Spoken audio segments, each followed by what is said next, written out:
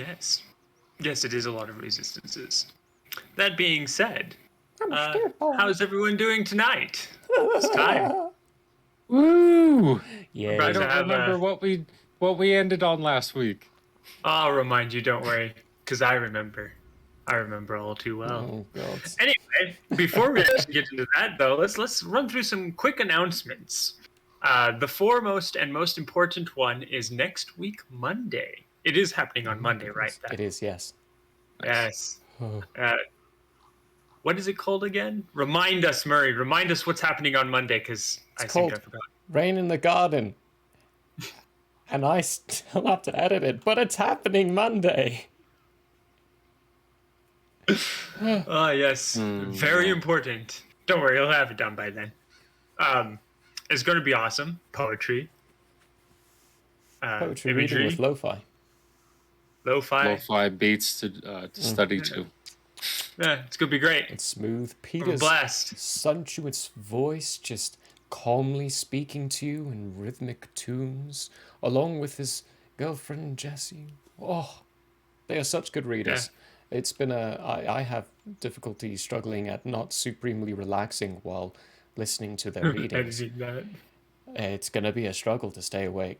Hi, hands. Because of how calming it is. For the best reasons.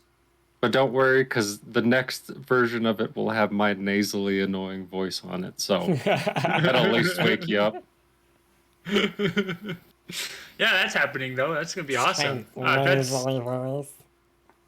I know, I'm always talking like this. That's debuting here on Twitch, right?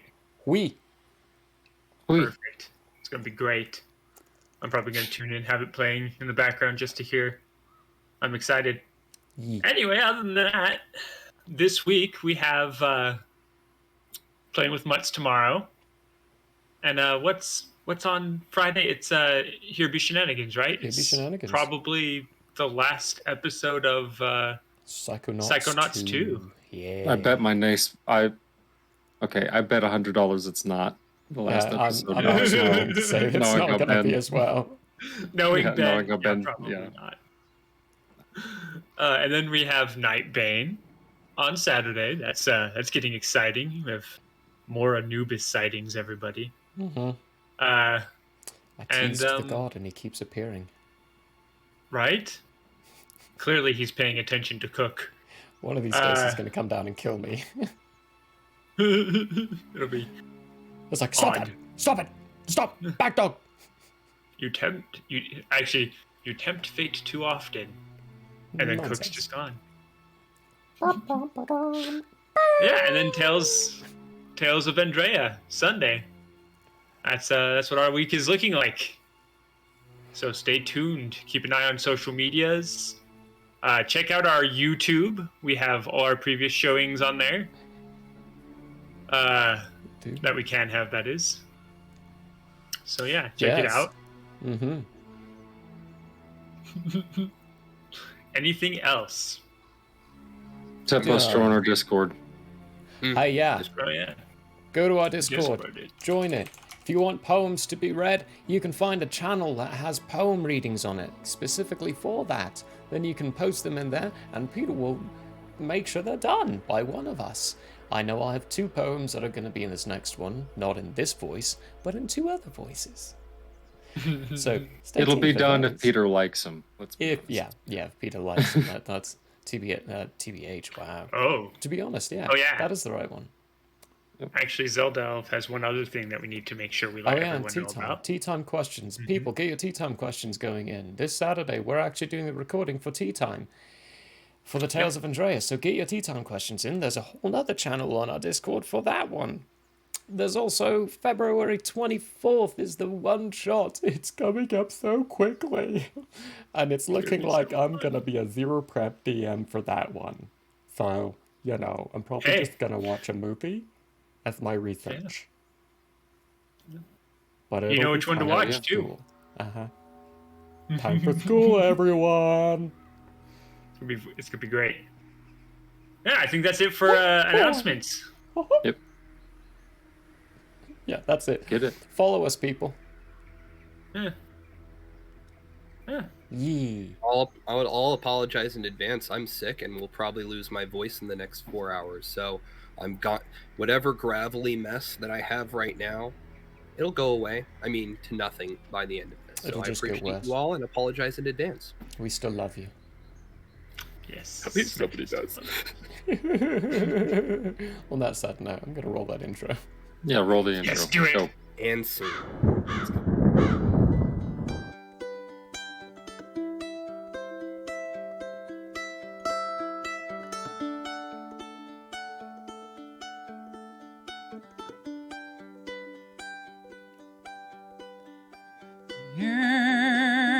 It is open, my friends. Battles have yet to begin. Laughter will be had in gales and floods, but if not, at least there will be blood. The sorrow and loss may abound. We'll do our best to hold this hallowed ground.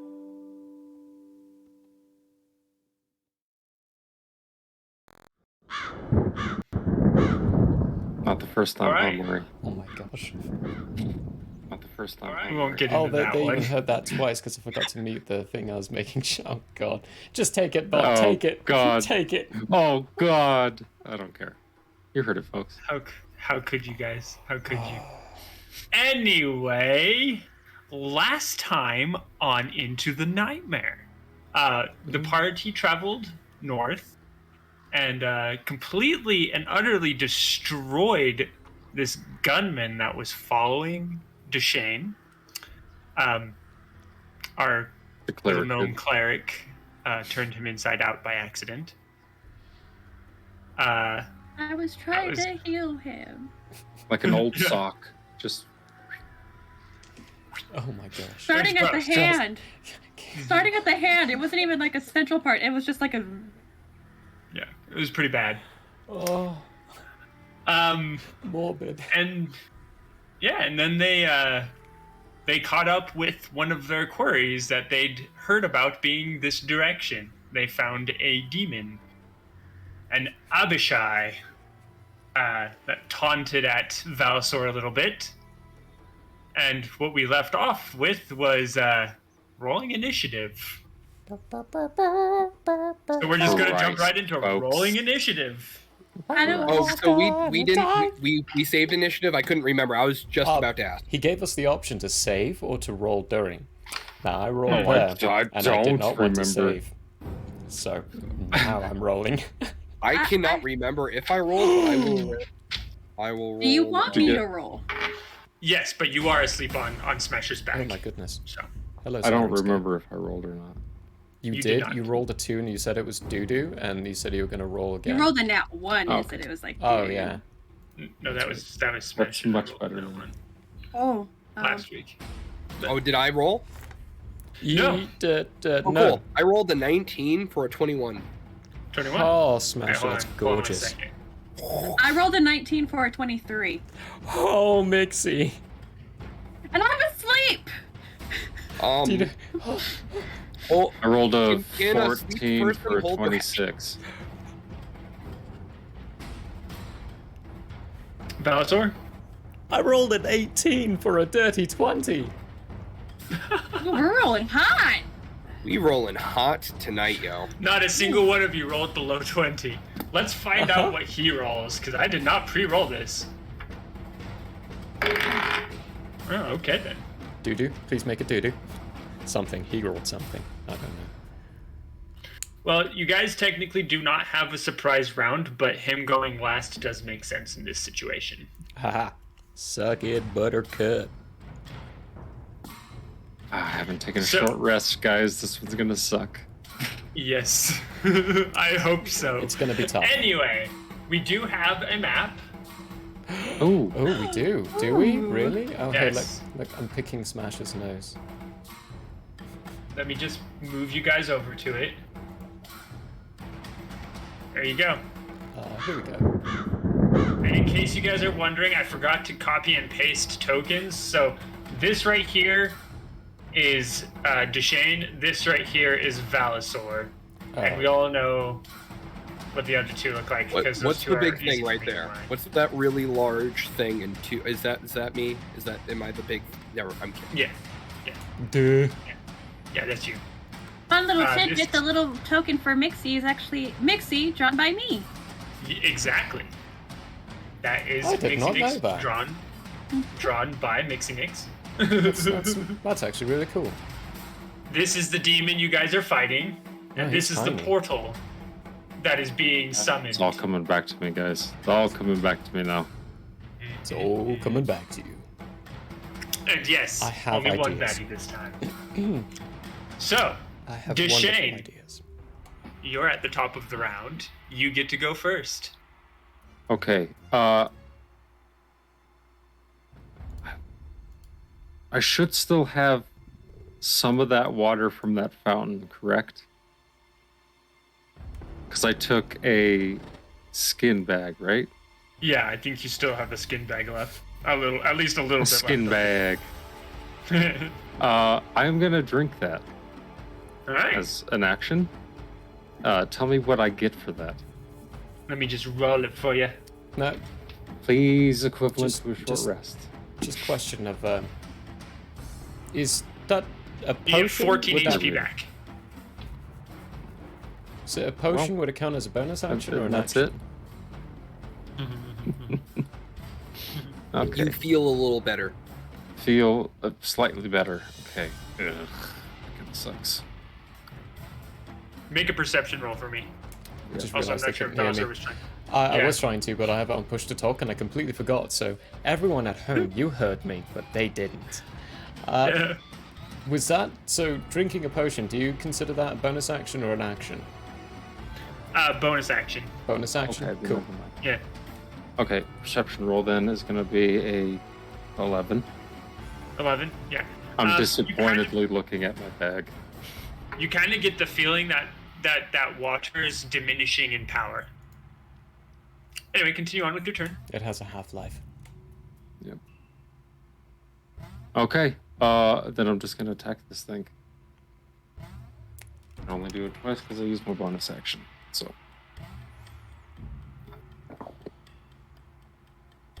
Okay, does a 23 hit this thing? A 23 does hit him.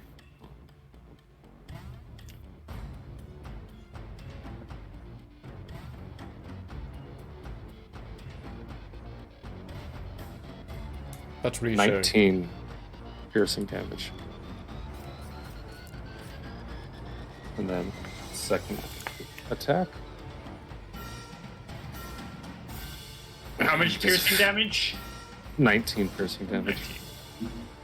Does a 15 hit? A 15 does not hit. Okay, that's my turn. All right, it is going to go on to Mixie. Mixie, roll a Constitution save for me.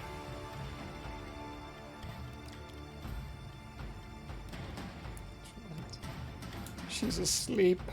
No. Oh no. That's a 1. Oh, you're sound asleep. I You wasn't are- sure if that was a 1 or a 7 because of the angle, but no, that's a 1. Yeah, you are sound asleep. And your dream that you probably won't remember when you wake up is more like a nightmare. Am I carrying Mixie, or is Mixie like in my baby Bjorn? Yeah. My She's- pod attached itself to your back. Oh Yeah. yes. Oh, that's right. Right. So you're affixed. Mhm. Good. I Fixed just need- point. It's oh, everyone's inside the wrong place. I completely just realized that. Mixie is where Smasher I'm is. Smasher! Okay, Hey, okay, I'm hold Smasher. Oh. I was gonna say No. Smasher. You are the Hunchback of Notre Dame. Yeah, basically right now. I didn't even notice that on the. I'm in the right on. place. Wow. Yeah, no, it's just me and Smasher. Yeah. This guy. Suck it up, Buttercup. It'll get fixed anyway. Let's see. Yeah, Smasher, actually, it's your turn. Well then. So this is what I'm gonna do. I'm gonna take a chance. Take a chance on me. I'm gonna take a chance. First thing I'm gonna do is I got my 45, right? So knows what 5, she'll 10, see. 15, 20, 25, 30, 35, 45. Should be about right there. I'm gonna go ahead and go into a rage. When I say I'm gonna take a chance, I want a 2. I really, if you don't know what my 2 is on my Wild Magic Barbarian, you can look it up on 5e Tools or Wikidot or whatever, but I want it 2. Come on, dice gods.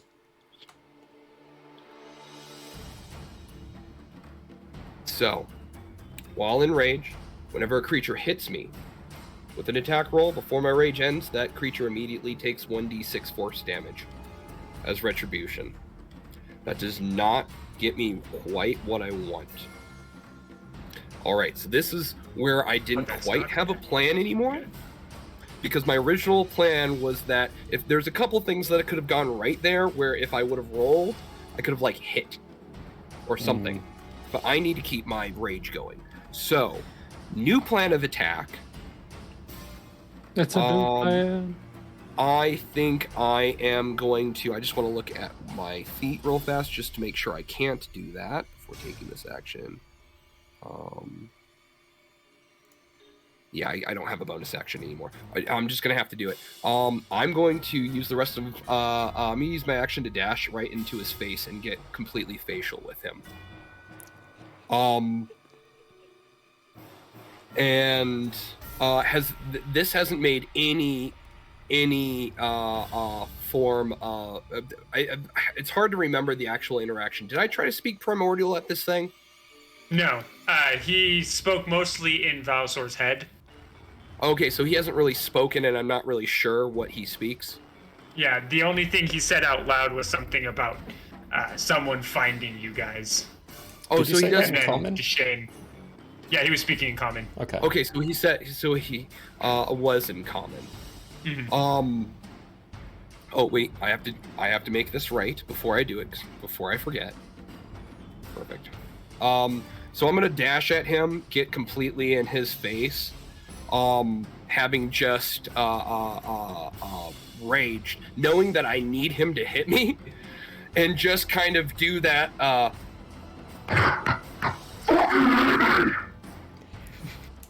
Can I, DM, would you permit me to use my reaction to tell Smasher to move left? Yeah, sure, go for it. Move left. Nice. There we go. Is that what you're looking for? Yeah, 100%. I have moved left. I just need him to hit me. So right now I'm just so hold on. So in my head then I just screamed at him for the first time Smasher swears, and and I hear from behind, move left, and I just kind of like and just straight take a step left, and that's it. End my turn. All right. We will move from Smasher then to Valisor. Alright, I'm gonna try to do a bit of a Hail Mary here as well.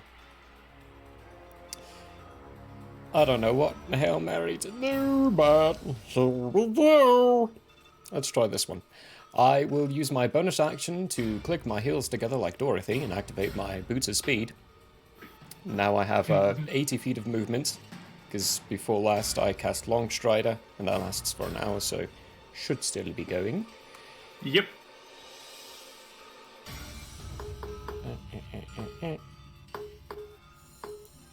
Use 65 feet of movement to dash up there, and then cast Thunder Wave.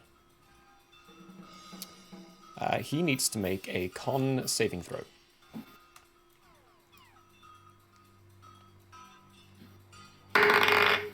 Please fail. 21. Oh, shit. Well, he succeeded. Still pretty sure he takes damage, though. I think it's half damage. Yes, half damage. So 2d8 thunder damage.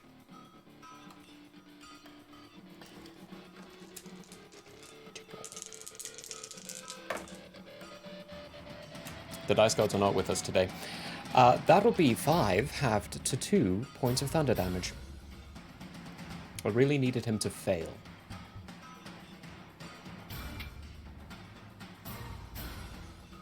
Instead, it was He, failed. He laughs inside your mind, Valisor. Okay.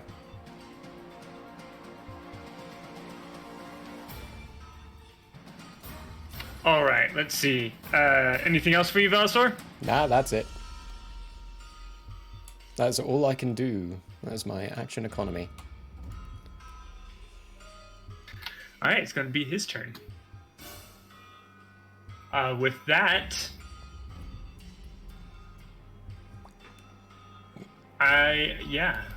hold on. So I need to move you, Valisor, for a second. Give me this. The right title is Ballot, sir. I'm just kidding, it's Valisor. He is going to look behind him and then look forward again. And suddenly there is darkness all around you guys. In that vicinity that I believe you should be able to see now. Maybe not, hold on. Let me just click on this, go down here, click that, save. There we go. Do you guys see that? I see another token that has a 0.5 feet thingy on him. Oh, I hit the wrong one, that's why. Oh, hey, hello. I see that. That's big. Whew. Yeah. Folks, am I right? That area is darkness. The spell. So, magical darkness. I'm gonna have to do some trick shots, aren't I? Yeah, which means I don't think any of you can currently see in it.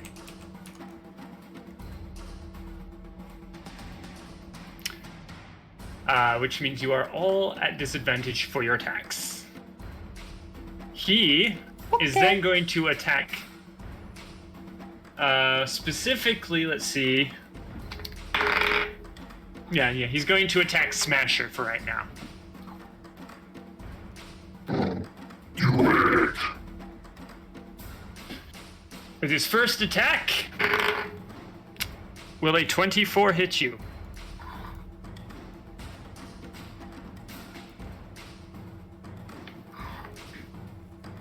And it will do... Wow, that was max damage.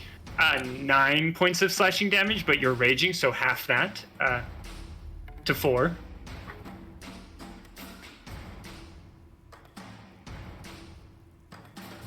We have hot dogs now. His second attack is going to swing wide. And his final attack is going to be an attempt to bite down on you, Smasher.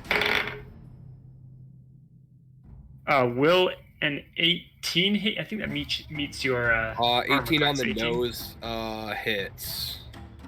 Alright, it will hit. Just barely. And this Just, one... I mean, on the nose. Yeah, on the nose. Right on it. We'll do...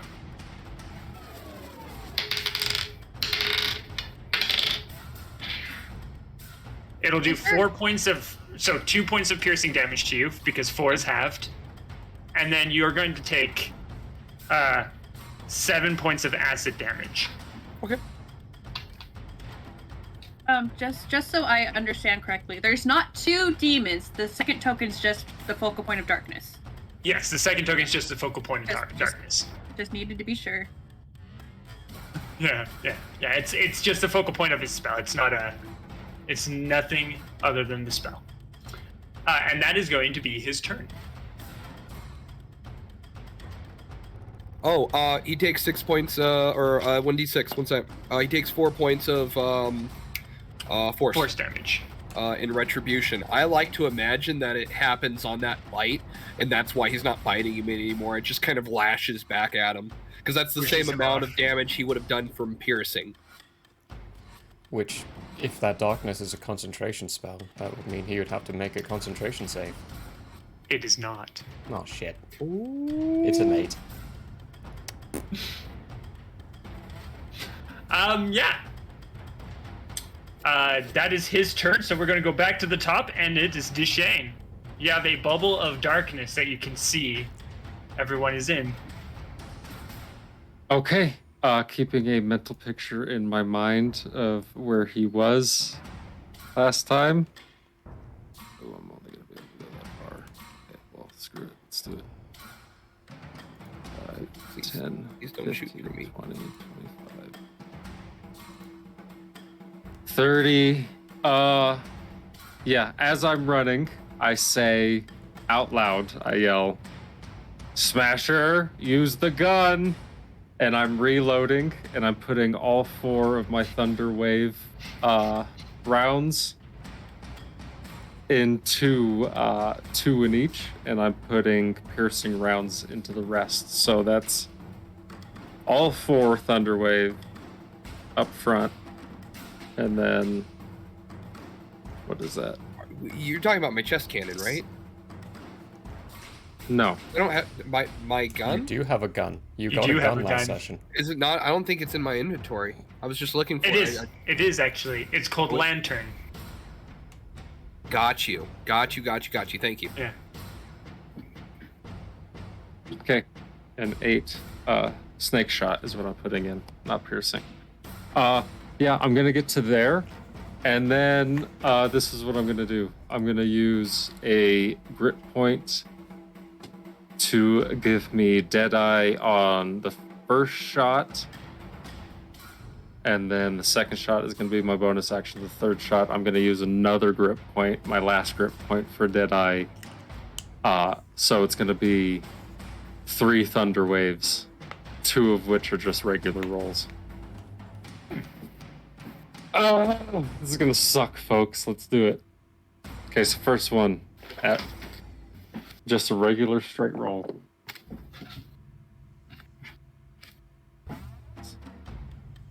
Dirty 20. Ooh, that hits. Okay, so that's Thunderwave.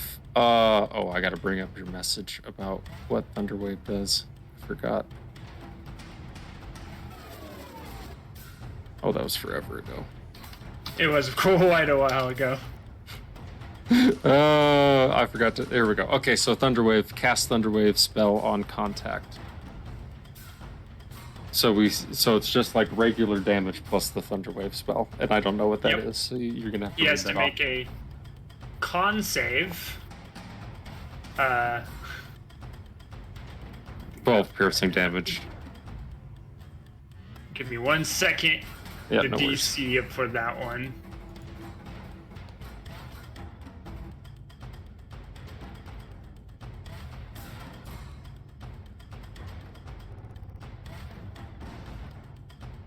Okay. DC 15. Let's see. Does he succeed his con? Not this one. Okay, this next one. Oh wait, what does that do to him? He's like, doesn't he take force damage in his pushback? Yeah, 2d10 thunder damage and is pushed 10 feet away from you. So 2d8. Oh. Ooh. That was a good one. That's 12. Thunder damage. 12 and 12. Blap, blap! And then he's pushed 10 feet in a line. I just moved him. Okay. If you two, since Valisor, you've already had your react. No, you've had your turn since then, so you have a reaction. And Smasher, you also have a reaction. Yes, sir. This Oh, is, he moved. This is- No, I Yep. have Sentinel. This is don't no, this is Well, involuntary. no, it was an involuntary move. move. Oh, But was you it? still do have reaction because he did leave your melee range. I'll take it. Well, Do it. isn't that It's the same? It's still, yeah, it's the same principle. If it's an involuntary move, the reactions don't happen. Oh, because Really? I Yeah. can't stop him from then 'Cause stop it's- him from moving. it's not him God, choosing sorry, to no, move. that makes sense. Yeah. Involuntary. My so you brain, don't have my reactions brain's then. had. Yeah, no, I'm foggy. I'll hit him. Although, it's involuntary, we don't have reactions. Yeah, so you don't actually have a reaction. Sorry. That was Okay, that was good. DM's That's what I bad. thought. Yeah. Okay, Yeah. cool. Although, no, yeah, that's not a direct line from there. I was thinking maybe there, but that actually does make more sense. I want him away from the portal. Anyway, continue to Shane. That was a lot of damage. Okay, the next one. Is that disadvantage?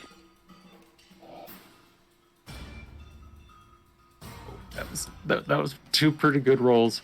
That's 26 to hit with 14 on the die. The other roll was a 19. Yeah, you hit. Okay. This is once again a Thunderwave shot. So I'm gonna give you piercing damage first. That's 12 piercing, and then 16 thunder damage with 2 8s on those d8s for that, and he's pushed back an additional 10 feet. If he fails his save. But he Shit. actually He made fails his his save. saves. Ah, crap. Crap. Okay. Third one, same thing again. This one's a straight roll because of the grit point. That is dirty 20 once again to hit. Nice. You hit. Okay, give it to you again. 16 piercing damage.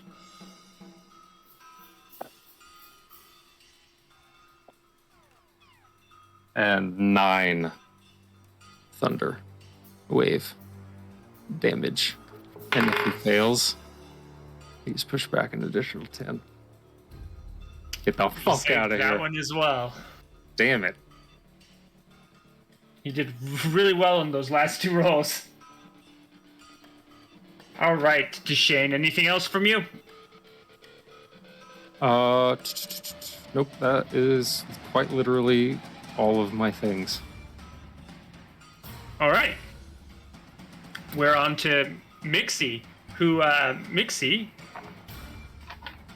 roll a percentage die for me and tell me your total. It's zeros across the board.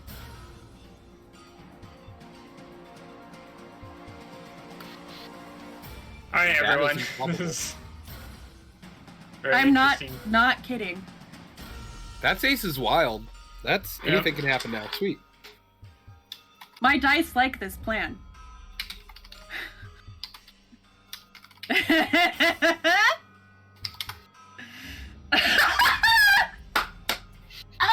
Yes, okay.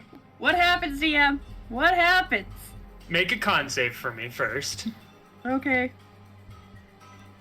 Everyone's like, what's going on? What's going on? Well, something I'll happened make to it. Mixie Mix. That's what's going on. Well, She'll just 15. twirl onto it. God. Or a 15? butterfly. She's in a 15. cocoon. All right. You managed to wake yourself up. Like a fly. And what you want happening is happening. So Okay. She just explain to believed- everyone what happens as you Believed herself to be a exit this werewolf. cocoon. The cocoon bursts, and climbing over and jumping off of Smasher's back is a wolf. Hey!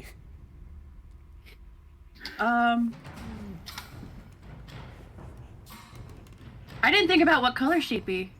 Pink. Like a hair. Yeah. Yeah, she'd be a pink wolf. She's mildly confused. You and me both, sister.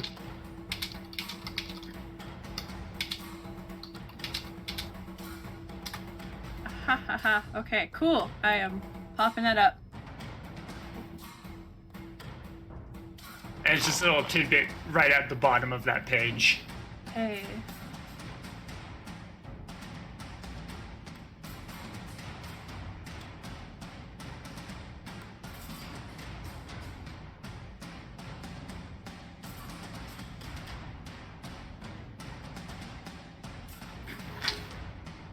And there may be Okay. some modifications I send to you later in the week. Okay. Cool. Everyone, Mixinix just learned how to turn herself into a werewolf. Nice. As one Without does. being bitten. As one does. You know what I mean? Yes. I believe, I believe, I believe, I To believe. Warforged. We're gonna turn the group Necro into a pack? Yeah, so, can I see? Because I wake up and it's darkness. You probably for a moment think you might be blind, actually. Oh, Damage immunities? Oh, I can't see her, can I? Yeah, No, no, no I one guess can nobody see saw it. that. Nobody Yeah, Yeah, saw nobody it. saw that. We can't see that happen. You just hear clanking from the claws. I just feel you clawing up onto my shoulder and jumping, or whatever you're doing. I have keen hearing and smell, so I could try and perceive it. Oh yeah, you definitely can smell him. He has a very strong sulfuric scent to him. So you know which general direction he is right now, that's for sure. Yeah, I'm gonna run at him and try and bite him. Because I'm a wolf, and it's the only attack I have. Wolf. Mm-hmm. Go for it. Cool. You also have claws. It says hybrid form only. Oh yeah, that's right. And you're in full wolf form, so you do only have the bite.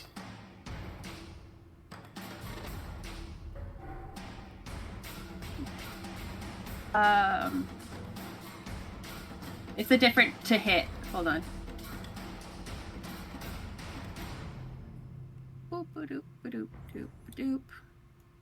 I'm gonna grab something to drink. That's It should be +5, I think. it's a +4, Or +4. so 19. 19. Okay. That will hit. Cool. You bite into what looks like or feels like some tough, scaly flesh, and seems like a hindquarter.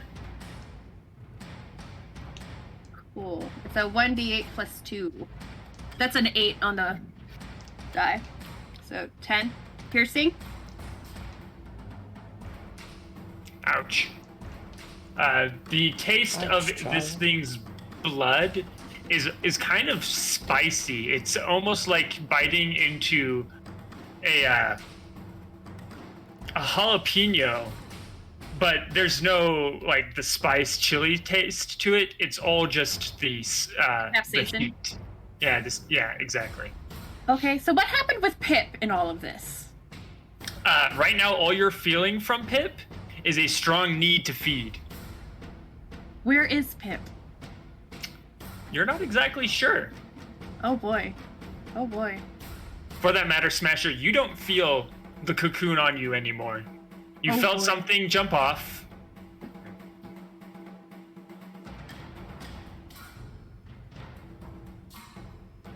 Yeah, anything else from Mixinix, who is now a wolf? Nope. All right. In that case, I have a question. Go 'Cause for I it. never asked, but I guess because it's a custom weapon, it would be kind of up to the DM. Would my weapon be considered versatile for me? The axe you have? Yeah, because I was given a very specific command and I'd like to follow it, but that would mean giving up my one, like, big kind of thing. I don't know what this revolver is going to do when I fire it. So I'm really I feel really weird about getting, and I want to. Oh, good, Deshane's back, so I can have this conversation. I didn't think, because I don't think any great axes are versatile. So I didn't think they were, but I thought I'd ask. I mean, you can certainly try to wield it with one hand, and since you're a large individual and have relatively big hands right now, anyway, it wouldn't be as hard for you to do as other people. Right. But normally there's but like a feat normally to be able not. to do that. That's why Yeah. I don't want to like do yeah. Yeah. In that case, is it on me? The gun? No, the turn. Yes, turn order has now moved on to you. Yes. In that case, before I do anything, having heard that thing from Deshane,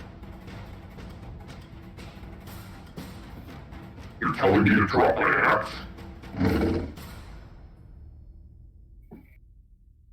and I guess I'll probably have to wait for a response there. I felt something jump off of me. Am I hearing any rustling up forward in front of me? Yes, you hear what sounds like some snarls and some teeth grinding on something metallic almost. So I'm gonna walk Adorable slowly snarls. towards it. And at this point, Mixie, how big are you? Are you small? Yeah, she's still small. She's small and I'm large. Or no, I'm sorry, that's not a gnome thing, that's a halfling thing that you can inhabit the same space, right? That's halfling thing. So as I move into this space, do I notice that, like, Mixie's Make there? a deck save. Make a Both of dex you save? actually make deck saves. Okay. Oh, hold on. The character gets Don't hate me. I didn't just nat one that. Don't hate me. Okay. Mixie, don't hate me. I'm sorry I stepped on you. Sorry. That's hacked. I didn't mean to. Oh, My melee God. damage doesn't hurt that bad, I swear. So, that's a 9 from me. A 9 from ouch. Yeah, Okay, yeah. 5. As your foot's coming down, Smasher, you hear a yelp, and you instinctively react as if stepping on like a dog's tail at a house or something, I'll making jump you to the side. stumble and fall actually forward slightly right here. Okay. You are currently prone because you rolled a 1. Mixie Nix, you feel something large and metallic step on your tail specifically, and it causes you to yelp. However, neither of you two take any type of damage. You are, however, now prone, Smasher. Yeah, but I haven't even used half my movement, so I can No, stand you have up. not. Easily. I'll stand up and kind of do this for a Does second. standing up provoke attacks of opportunity? I can't remember. I No. don't think so. Only No? leaving Okay. space. I think it's only leaving space now. Yeah.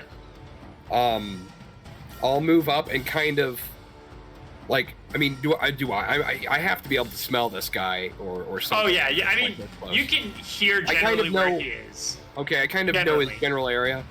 Yeah. If you roll an attack on him, you are rolling at disadvantage. That's about it. I'm raging. I'm rolling straight.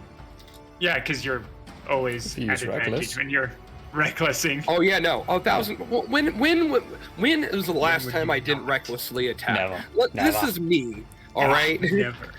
So I am obviously going to recklessly attack him because why not? And my brain is so fried. I got 2 attacks. Okay, so I'm going to roll 2. And that is 22 to hit and 17 to hit.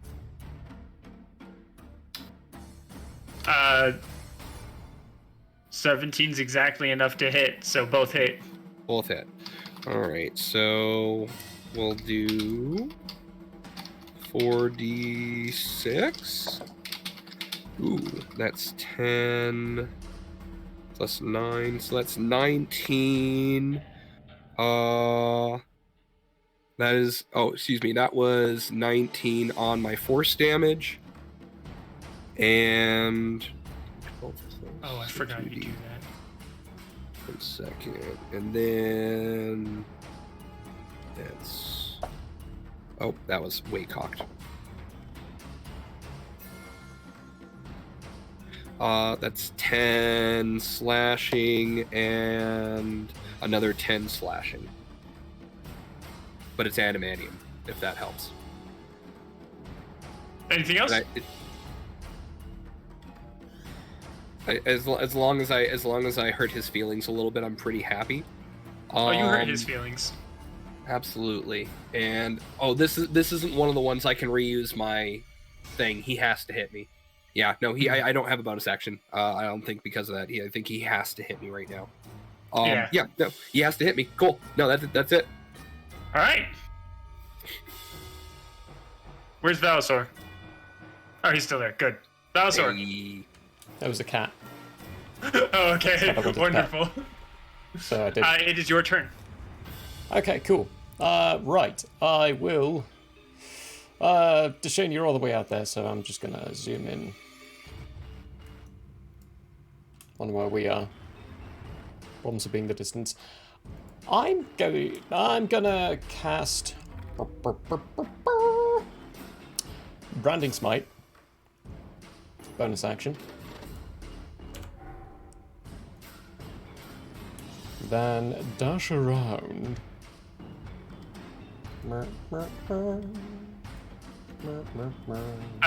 You can't currently see where the spell is, by the way. So, are you guessing? Guesstimating, yeah. Okay, that's fine. I mean, I'm pretty sure I knew it was right next to me. Yeah. You the spell remember was where cast. it was, that's for sure. And then they're probably making a lot of noise. The spell? No, them. Oh, they are, yeah. You know where they are because of the noise. So that seems logical for there. Mm-hmm. And if we do flanked, that means we'd have advantage at this point. So you're rolling straight? So rolling straight. I'm going to try to punch this guy. Right in the face. Hit him, Daddy. As an 18 hit? An 18 will hit. Perfect. He's going to take 1d8 thunder damage and... Ooh, hang on. 2d6 radiant damage. He's also glowing now with a 5-foot radius of light and cannot become invisible. Except he is not glowing because of the darkness spell that he cast. Well, he didn't actually cast the spell, the ability. He's glowing, but we if can't he's see it. not, yeah, exactly. If he's not Yeah. inside the spell that he currently has active, or ability rather, he will be glowing. And how much damage was that again? I haven't told you the damage yet. Oh, I thought you told me thunder damage already. No, I said 1d8 thunder damage. Oh, 1d8. Just saying what I'm rolling for it. Alright, so that's gonna be 11 thunder damage and 9 radiant damage.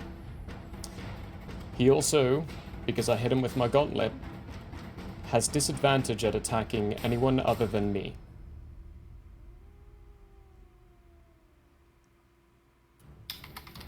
Perfect. Yeah. Ooh. Squishy, Valisor. First off, Alright, so this damage. ability deactivates. Oh snap, what?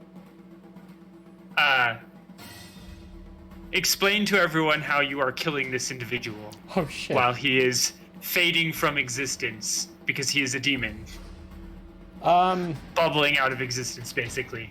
He's boiling You guys were at the worried. moment. Yeah, I know. Really I seriously. wasn't. You wanted me to drop my axe. No, I wanted you to grab the gun. You can do both. You have two hands. Like, that's why I So asked. the way I envision this is I'm quite literally just running around where I knew the portal to be, listening to the sound and then thrusting out my... It's going to actually be the left arm because the left arm is the one I cast these spells through. Thrusting out the left arm to full extension, thunderous clap coming out and then thundering through his bones, shattering most of them.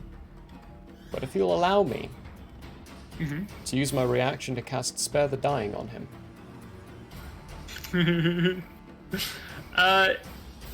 Yeah, go for it.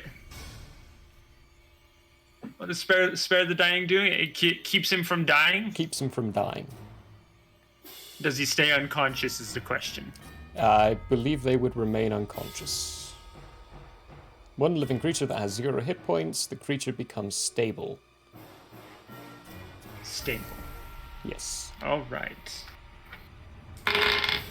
Roll a percentage die for me and tell me what you get.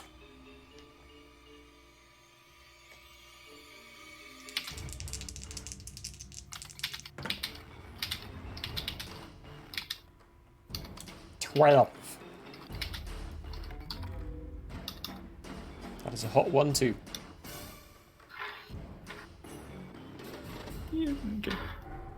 When you cast the spell, you notice there is something blocking certain types of spells from being able to be cast on this individual. And healing and necromancy spells are both in that list of types of spells. Oh, this is a necromancy spell. Crap. And as a result, unfortunately, his body still does bubble away. Well, then I stand there looking at the pile as it bubbles away and say, ah, shit. I wanted to ask him some questions. There's just a pile of goo there now, guys. Maybe you shouldn't have hit him so hard. Maybe you shouldn't have dealt so much damage. Him. I'm not the one who killed him. As a count. I hit him Hasn't come out of rage. once. I think with being able to now see, I am just like... It looks almost like I'm chasing my own tail as I'm trying to, like, see myself. Yeah, also you notice on her back, coming from her shoulder blades and then down her spine, there seems to be what looks like metallic like spines, which kind of move every now and then as she's moving. It is the smallest wolf you've ever seen. At first look, you would think it's a puppy. Yeah. But then you realize, no, that's a full-grown pink wolf. Micro wolf. Have you ever seen like a Pomeranian? It's a full dog, but it's just a small dog, right? That's what it is. It's a The Pomeranian. toy. It's the toy breed. of Toy wolf. wolves. That's right. The toy wolf. It's a toy wolf. Does anyone know where that corruption came from? I'm gonna hold on. Passive perception 17 of the area as I reload my guns. The portal is still... The portal spell is still currently being activated. The pile of goo on the ground is now just bubbling and slowly evaporating. And the rest of the forest is quiet and still. Not even the sound of birds nearby. Okay. I'm gonna look up. Does the beam keep going past the portal? Make a perception roll for me. As Deshane looks up, can I look up too? I've been wanting to see this. 19. Go for it. Also roll a perception roll for me, Smasher. 19. Okay. I'm fixated on the puppy. 10. Fixated on the Pink. puppy. It's chasing its tail. It's got these strange spines on it that are also pink. Currently. When you look up not Smasher, Deshane, you don't see one line. At the moment, you see two. One of those lines is kind of a deep red color and is coming from the spell you're currently standing next to and shooting straight up into the sky and then following the other one, which does continue northeast. Okay, what's the bottom of this portal look like? Like, what is it over? The grass underneath it seems to be boiling in a very strange manner. It's almost like it's still grass, but bubbles keep appearing and splitting the leaves of the grass and whatnot. Any pine cones that were in the area are not there anymore, probably boiled away or something. and the ground itself is starting to take on a kind of glassy texture and blackened look as everything around it starts to just slowly, very eerily bubble and boil away. Like So there are no stone almost markers gone or flesh. anything. No.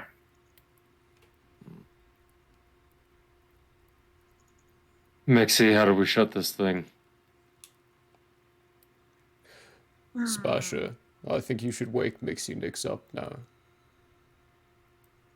At your question, like the wolf stops pouncing around, stares at the portal, and just goes. Yeah, my passive insight ain't good. Especially, there's nothing on your bag. Mixie's left my back during battle. Actually, Guys, I'm pretty sure. gentlemen, Point. Mixie. Every time you say my name, I yip a little. I will point at the pink dog and cast message and say, Lady Shimmerpop, is that you? Yup. Don't ask me what happened. I'm not 100% sure yet. I don't know how to get back yet. I don't know. Are you trying? Yeah, I'll try. All right, roll a percentage die for me.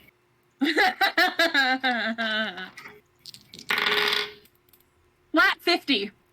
Oh, nice. Yeah, you start to form and change.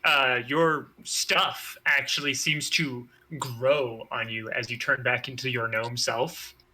And Pip slowly reforms into a shield, which you then feel a kind of relief come from him for a moment. And that hunger quickly fades, and you realize, oh, you and Pip are much more connected now, because whatever that hunger was that he was feeling was actually him feeling it for you. Ooh. But I'm not naked. My stuff stays. No, your stuff seems to grow back on you. It's actually eerie for the lot of you to see, because it's like her clothing forms out of her fur. It's not like Callus at all. No, it's nothing like what Callus did. We had to redress a naked boy a lot. Mm-hmm. For a while there. Mixie was fully prepared to just be butt-ass naked. She is very happy with this result. Huh. Oh, that's science experiment completed. It was a success.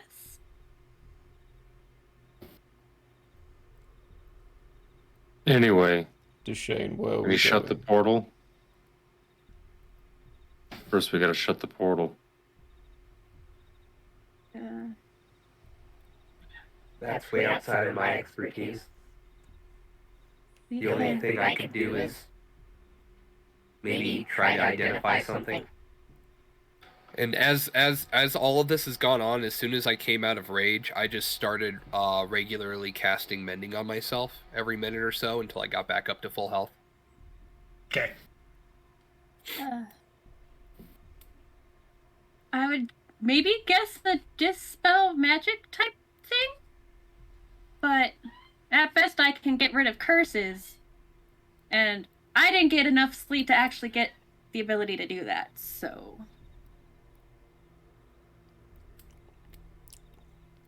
I'm gonna click my heels as I just remember they're still going. You remember because you tried to take a step forward and you realize you took 5 steps forward. Whoops. Maybe I can take a nap again. You can get back on my back. There are 2 cats in my office and I had no idea. Oh my goodness. I found the other cats Murray out is there. blessed with cats.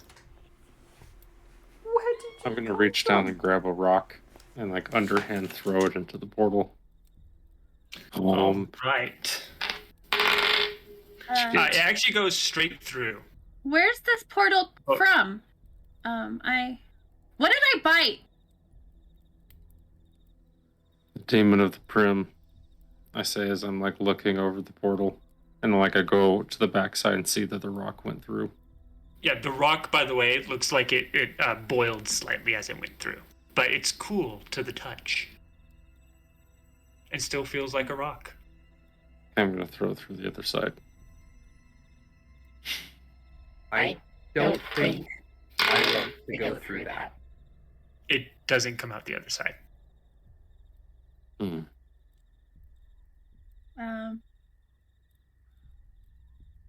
DM, can I do an improper channel divinity to try and close this thing? Improper channel divinity? A slightly out of the rules channel divinity. You're gonna try and shove the energy They're that more you like create by doing. guidelines. Yeah, than rules. yeah. Just like All right, I'll let you try that. Roll. Yeah. You know what? Because of how you're doing it, roll a wisdom save. Okay.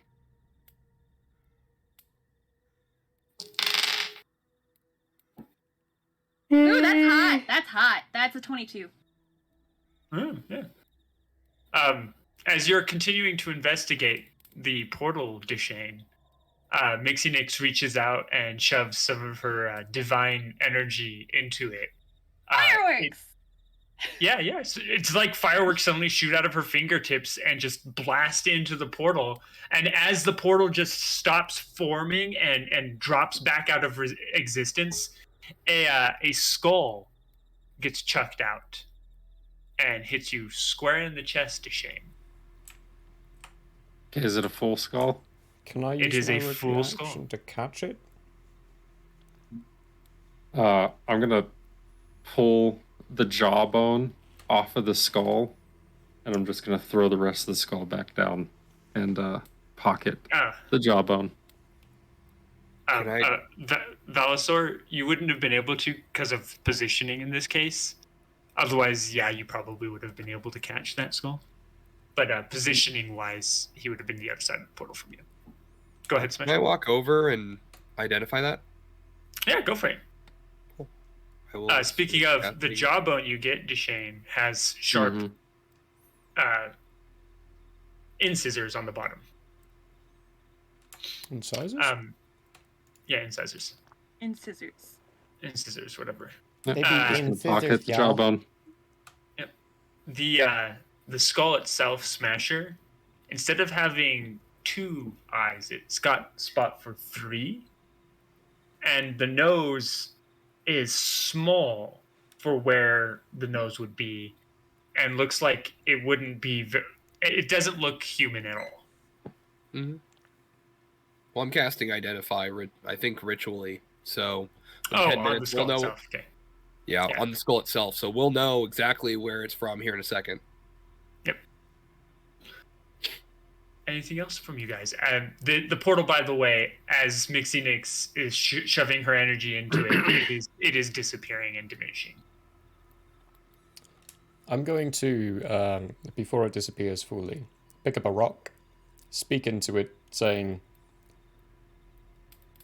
"Knock, knock, come and get me," and chuck it into the portal. Just before it winks out of existence, your rock goes in from your end of the portal, and Deshane, you notice it does not come out the other side. So it went through the portal. All right. Let's keep moving until dusk. Make camp. We need rest. Deshane, you also notice the red line is gone, so now there is only one line leading north-northeast instead of 2. Keep heading in the direction of the beam. Sooner or later, we'll find a door. And I'm just going to start walking cruncher through the snow. I'm still ritually identifying, so I'm just gonna focus on what I'm doing, very callous-like, and follow Deshane. If he starts moving, he gave me a direct command. I'm not going through that portal. I'm not going to be a boiled rock. Perfect. All right, you follow him. While A you boiled are rock, he says. I don't want to be a boiled the rock. I don't want to be A boiled rock now. People's eyebrow. The ground, by the way, around where the portal used to be does look a lot like boiled glass. But as it gets further away from where the portal was, the ground goes back to being normal-ish, except everything looks like it still had boiled. So leaves of the grass are growing in weird bubbled ways now. I want to try and take a piece or of that glass. All right. It is brittle enough for you to break off a portion of it. Break you off a piece of that. You brittle have grass. a piece of glass from a Not demonic sponsored. portal. Kit Kat All right. sponsor us. Please? No. That'd be dope. I mean, yeah, that would be dope. That would be dope if That'd be Hershey, real cool. Hershey came out. And, I would love to eat. I'd love to eat more mhm. of those. Yeah, so Smasher, as your spell finally does go off, you feel a sense of dread very, very briefly. And then you get the sense that this skull does still hold a little bit of hell magic in it. Specifically from the pits.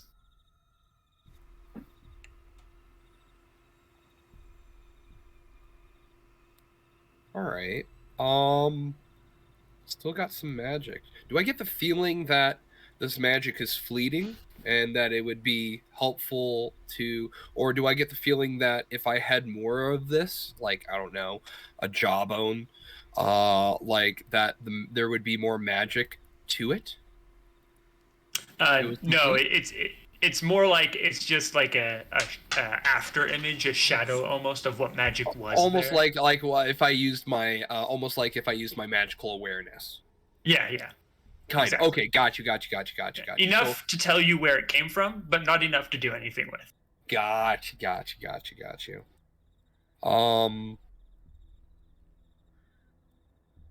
Well, Shane, why would a skull from the pits be here? Because it was used to open the portal. What are you gonna do with the jawbone? It's useful where I come from. The teeth on the top aren't? No. Oh. I'll just crush it. I mean, my hands were like this big. This skull has to be decent. This small. I'll just crush it then. Just kind of crush it and kind of do that with it and be done with it. Yeah, the skull itself, because you're a larger individual, it would have fit perfectly in your hand to crush. Like perfect crushing size. You know what? I'm not gonna drop it on the ground. I'm gonna take something out of my bag, to like vials or something from Callus's bag, and just put it and collect it into the thing. I don't know what I'm gonna use this for, but I remember Callus collected everything, so I'm just gonna crush it into powder and collect it into a couple of vials or whatever. We'll say you have a jar of demon bone dust. While he's doing that, while I'm just casually walking by and seeing him put this dust into the bag, I'm going to look at that and I'm going to say, careful. Put too much of that in there and you'll turn it into the pits.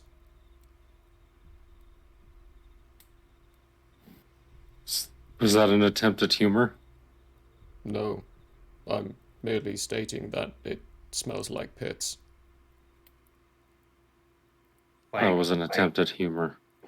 I say as I trudge through the knee-deep snow. I mean, Shane, like, it smells like the pits? Like a fruit pit? What does he mean? It's like an armpit. His specifically.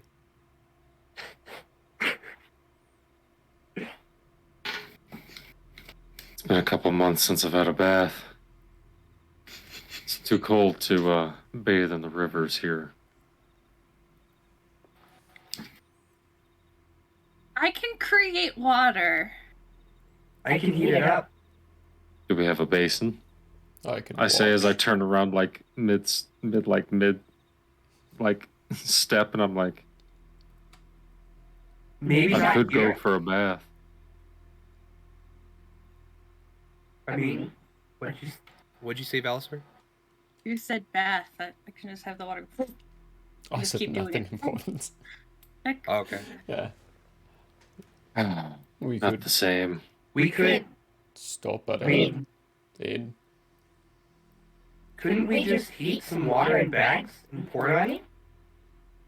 Doesn't that achieve the same cleaning effect? He wants a bath.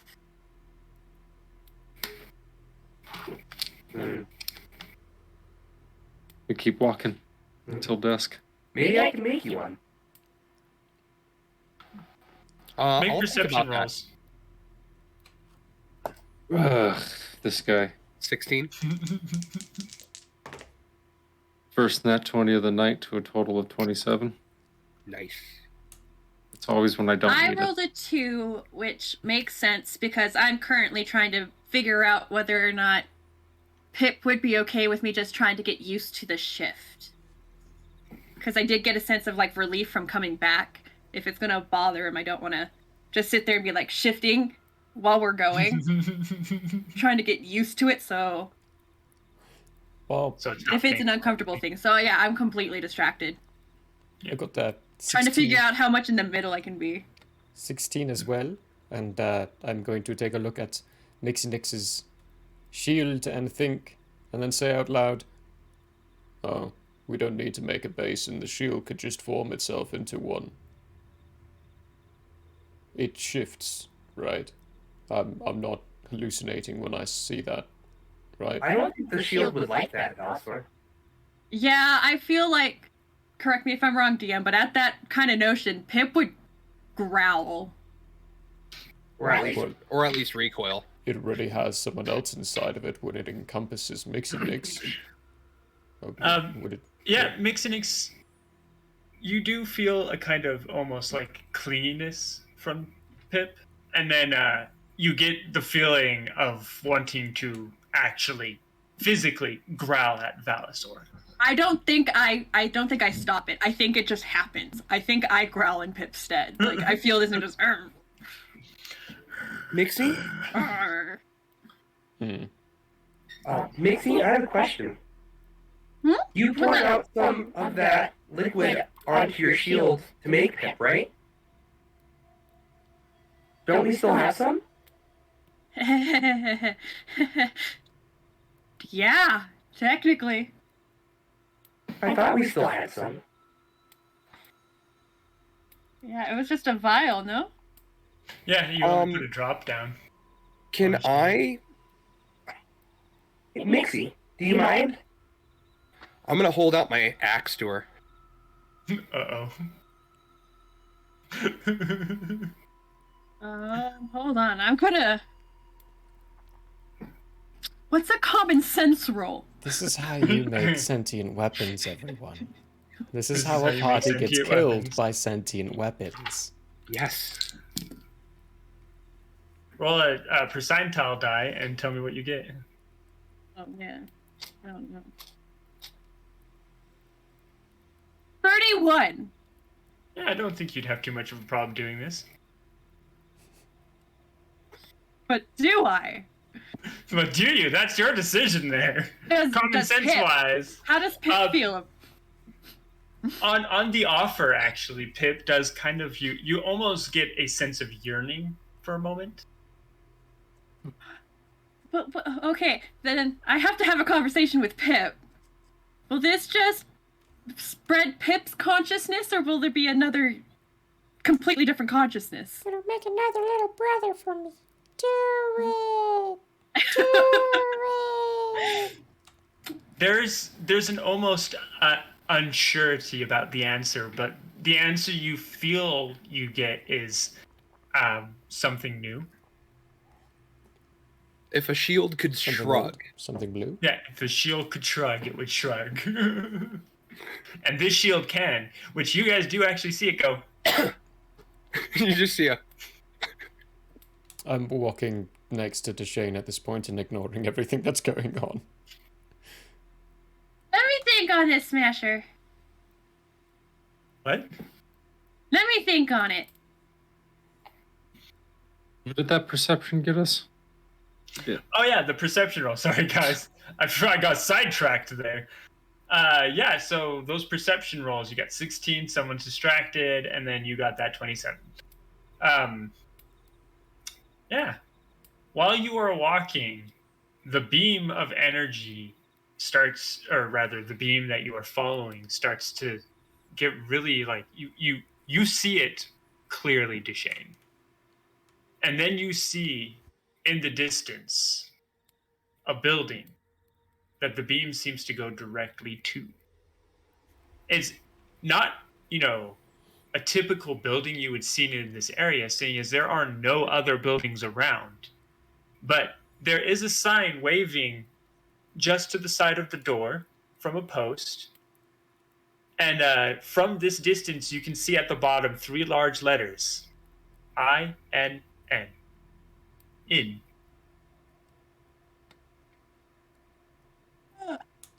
I think I know what it is. The 16s also see that?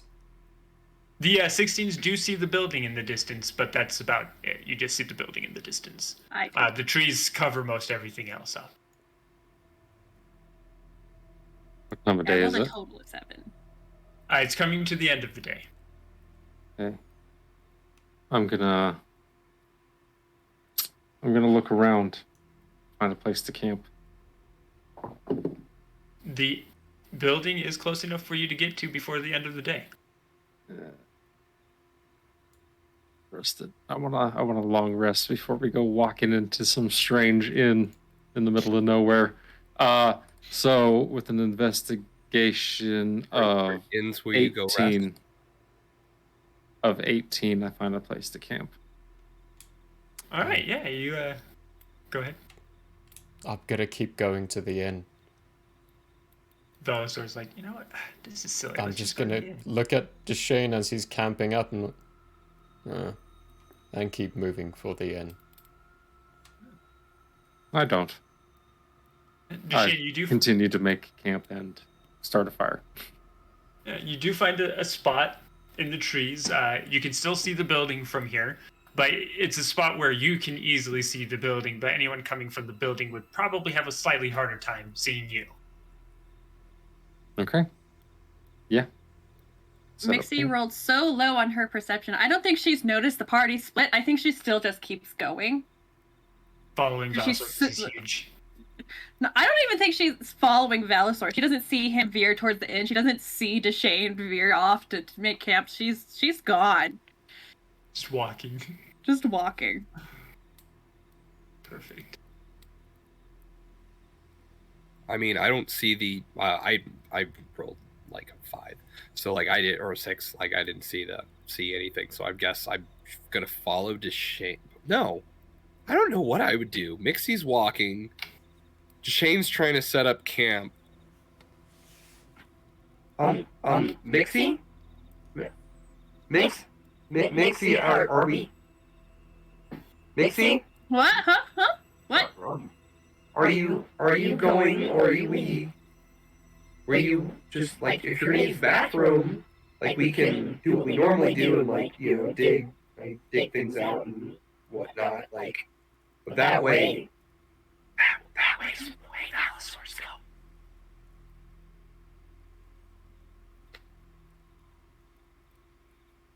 Smasher, go to the inn. Please. Go to the inn. What about Deshane? I will get Deshane.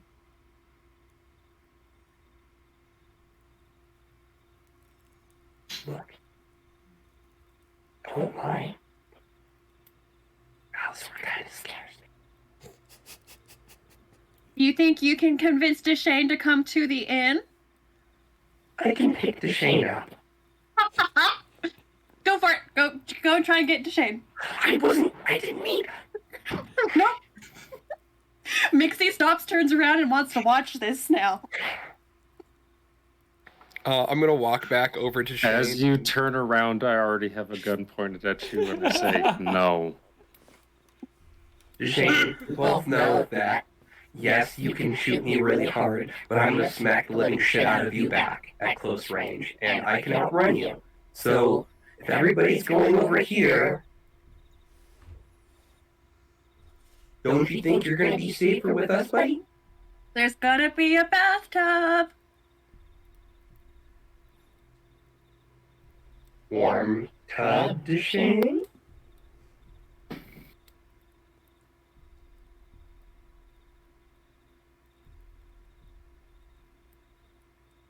I'll pay for it.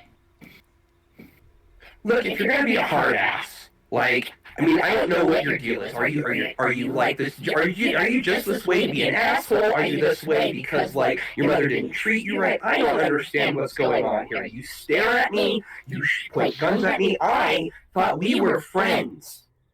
So if you're gonna just act like an ass, you can stay here. And then I'm just gonna turn and walk away. I'm gonna stomp away. I'm gonna stomp away.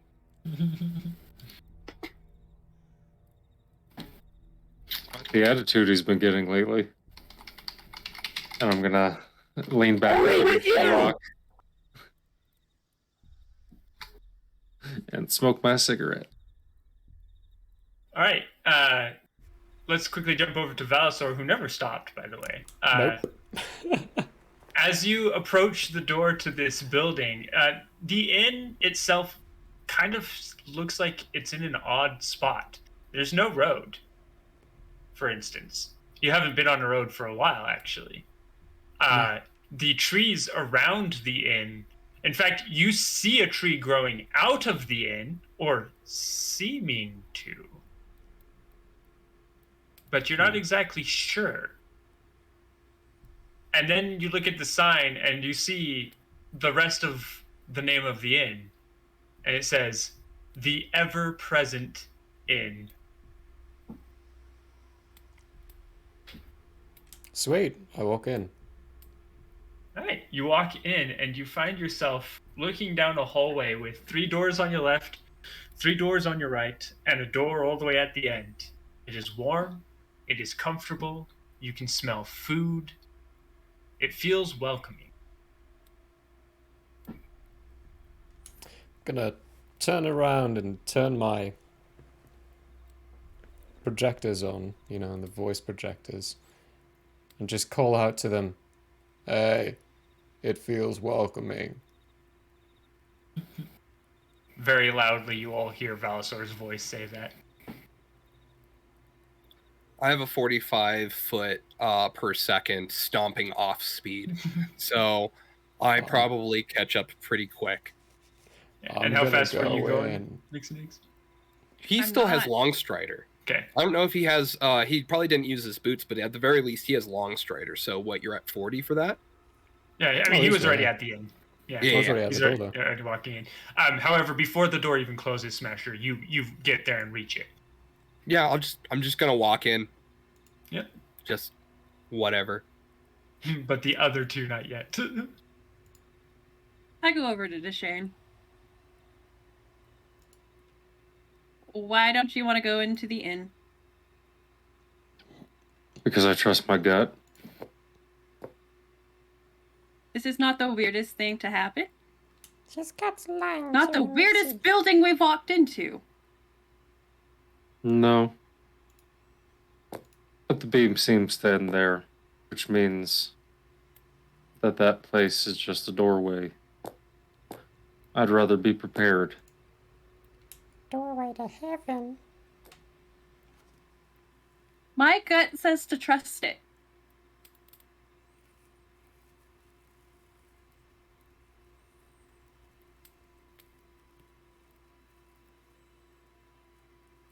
I throw my cigarette into the fire and just sit there. Well, if your gut says that you trust it, Oh no. then I'll see you in the morning. Just come. You can at least come in and get yourself a bath. You don't have to stay, but you can at least come in and get a bath. For the sake of my nose. When I'm a wolf. For the sake of all of our noses. I don't know if Valisor has a nose. Honestly, we may never know.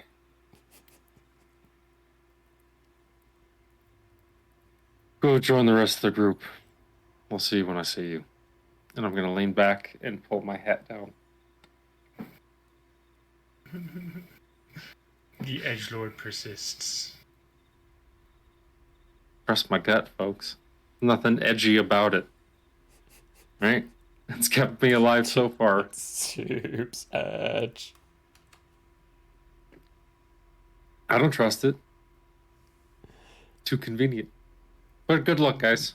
When I hear the screams and sounds of slashing, I will.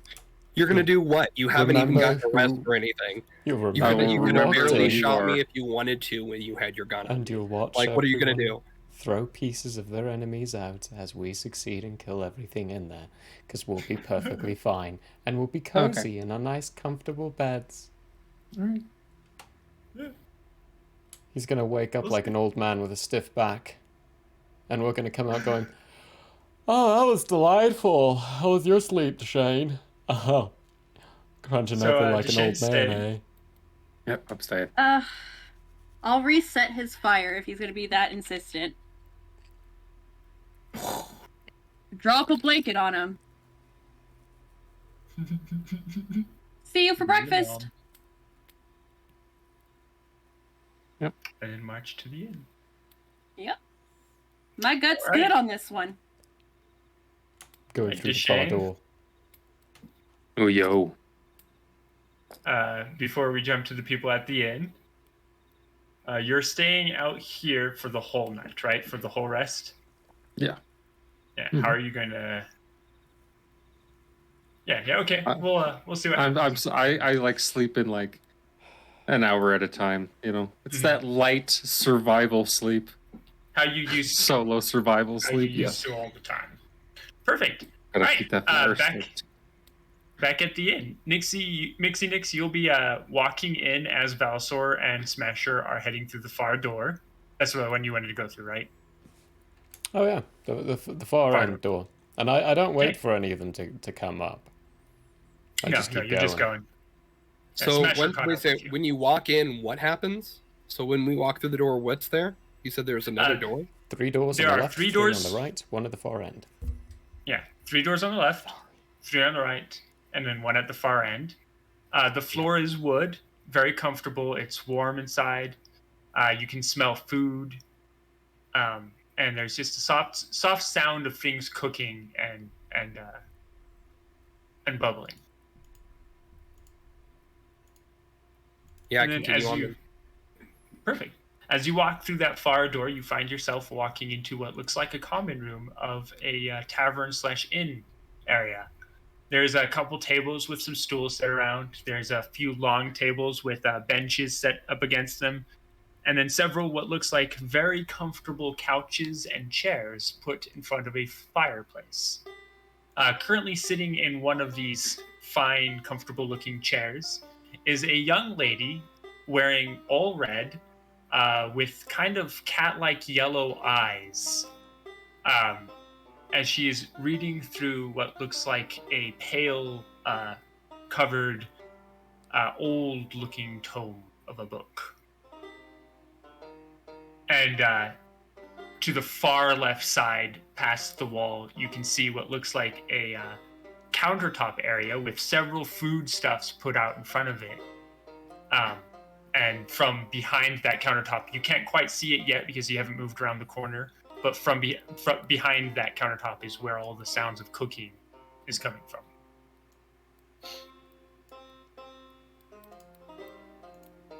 I find a corner to go sit in. I'm too big for any of these chairs. There is a raised platform in the far left corner that would be perfect for you to sit down on. I go there. I chill. Yeah. As you walk by, the young lady sitting in the chair glances up to you and gives you a nice wink before going back to her tome. I confusedly keep on going because I don't think anybody has ever winked at me in my known remembered life. So I'm just going to kind of take that as a weird facial tick and kind of You're move weak. on besides I'm pissed off.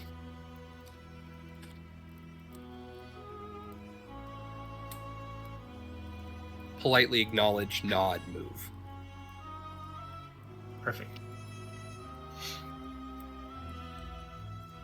Valisar, what about yourself? I'll look around. Take a look at everything.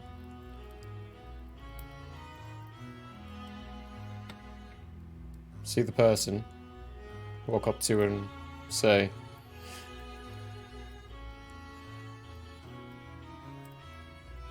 "This is a rather odd establishment you have." She looks up from her book and in a kind of sultry like accent replies, "And I can't do sultry, so I do apologize." So, But she replies with, "Oh, this isn't my establishment. I'm a guest like you." then where's the proprietor? She points to behind the countertop, and now that you've moved to see her, you can see behind that countertop there is a long kitchen with stoves, countertops, other cooking utensils, and working back there is a strong-looking fellow with a manicured beard, graying hair that's kind of cut short, large arms, kind of strong-built looking fellow. He's moving with purpose, but he doesn't seem to really take notice to too much else at the moment. He's at the moment cooking.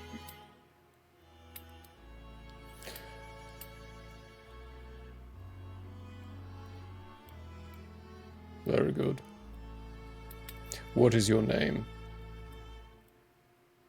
She turns a page in her book, looks up at you, and says, Daff. And yours? Valisor. And then I walk to go see the other person. She nods and then goes back to her book. This would be about when you walk in to the inn, Mixie Nix. You see the 3 doors on your left and on your right, and the door at the far end. I follow my nose. Which leads you through the door at the far end. Food. And inside you see Valisor heading towards the counter. Smashers taken up in the corner on a raised platform. And there's that young lady currently reading her tome in a comfortable chair. And you can smell what smells like a varying array of foods. Very similar to what you were getting from the orcs back in Orkin. Well-cooked food. All displayed on that countertop. Can I actually see the countertop? Yes. And this is going to be very, very weird, because the countertop both looks exactly the right size for Valisor, who is walking up to it, and for you. And you're small.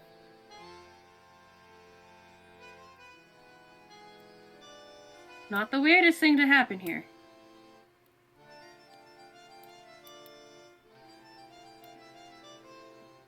I walk to the counter. All right. As the two of you are standing there, I do first off, watch the lady in red as I go. yeah, she does glance up at you for a moment, kind of narrows her eyes very briefly before then going and giving you a wink as well, and going back to her tome. Walking over to the countertop. Hi. As you're standing there, Valisor, you also notice this. When you look down at Mixie Nix, who walks up to it next to you, you see that she has no trouble reaching anything on the countertop. Perspective feels really, really odd when you look at her. For you, the countertop is at the perfect level, but when you look at her, it's at the perfect level for her as well. And it's kind of giving you a little bit of vertigo. And that's when you hear a kind of deeper, calm voice say, "Don't think too hard on it. This place is interesting, to say the least." And the proprietor of the ever-present inn walks up to behind the counter and gestures at the arrangement of food currently there. "Help yourselves. All of it's for free. Nothing to be paid for here. Rooms, services, everything at your leisure. If you need a bath, I'll have one set up in one of the rooms for you."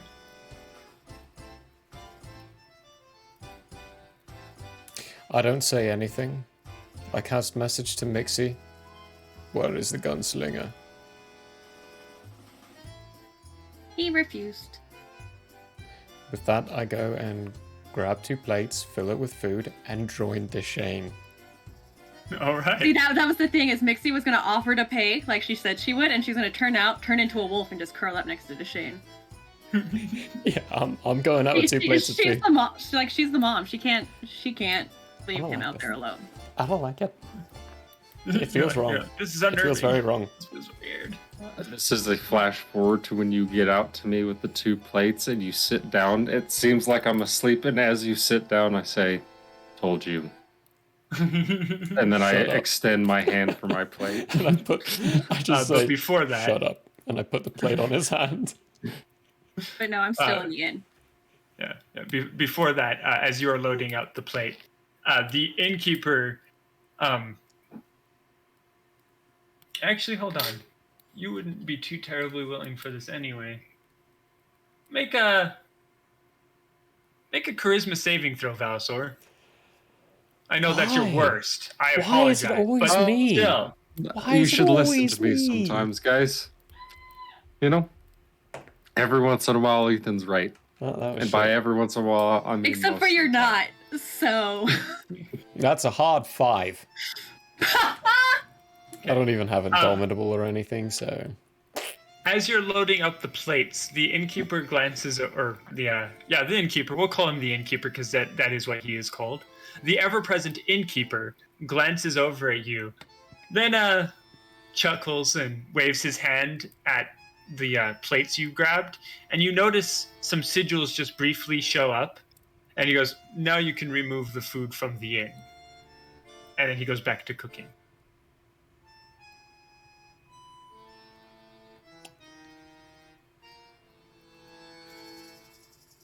I, as a player, am really struggling with this, Vaughn. I hate you I for putting me in this apologize. situation.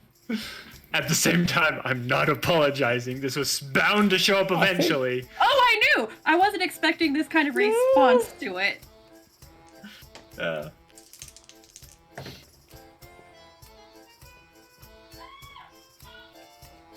Yeah. Yeah, I'll take a look at the plates and...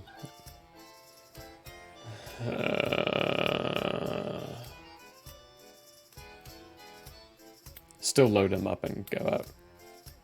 Make an Arcana check for me. Okay. Arcana check. Arcana check. Arcana check, Arcana.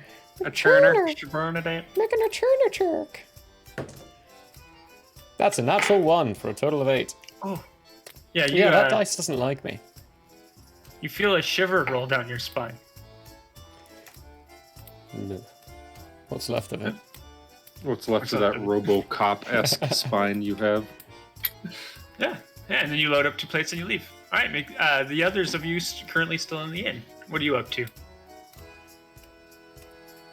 I'm not even looking at them. I've gone into my corner and I'm just Sentry mode. mad. I'm just Angie.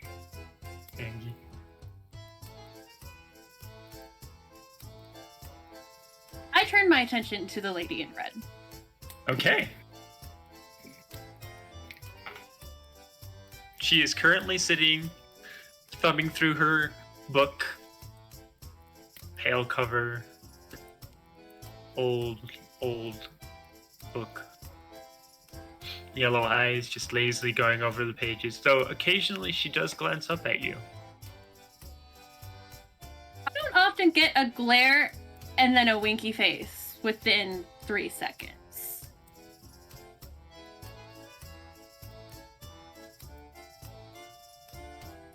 Are you talking to her? Yep, that's all I say. She looks up to you and then smiles slyly and goes, "Just trying to assess who you are." Why?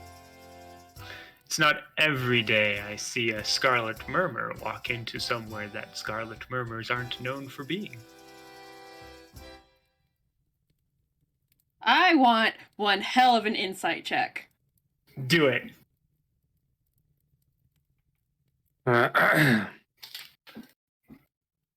Ooh. 19 plus 5, 24. There's something sinister about her. Kind of No. off. Really? In other news, water He's- wet. Here's the thing, like Well, is Kane's water gonna keep on actually wet, talking though? shit, and then he's gonna be so wrong, and it's gonna be great. Anyway, the way she's looking at you almost denotes someone who probably knows more than she should or could really, on top of there being kind of an almost thoughtful way in which she speaks to you. Like almost like she's purposefully putting each word there as a means to see how you react to it. They call that manipulative. That's She's very manipulative. Manipulative. But for the most part, you do notice that she mostly pays attention, put quotes around that to her tone as a distraction to make it so that it doesn't look like she's paying attention to the rest of the room. Which you can see she's very much paying attention to the rest of the room. What's you not reading there? She glances up at you and goes, "Oh, just a bit of flesh talk, really." We have such sights to show you. Not yet. I want to try and dip into my werewolf senses a little. And try and get a smell without having to go up to her and sniff her. All right. Do a perception at advantage now. Her book, by the way, is 50 Shades of Strahd. Actually, I think love. in this case it might be 50 Shades of Flesh. 22. 22. She smells almost like a field of roses. But underneath those roses, there is something much worse. There is a stench of decay and a smell of corruption. Like the roses are masking what is truly there. This beautiful young lady is clearly not a beautiful young lady.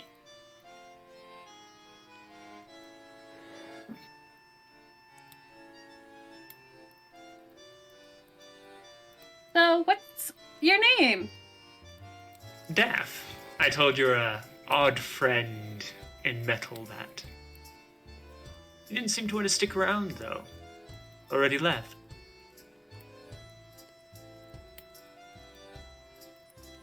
Well, your roses smell like shit.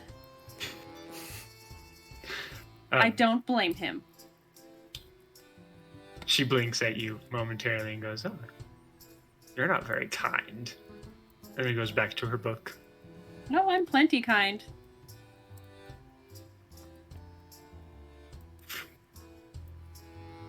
When people are straight up honest with me.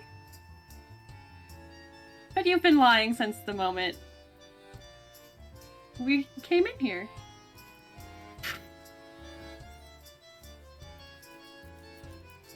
She continues to read her book.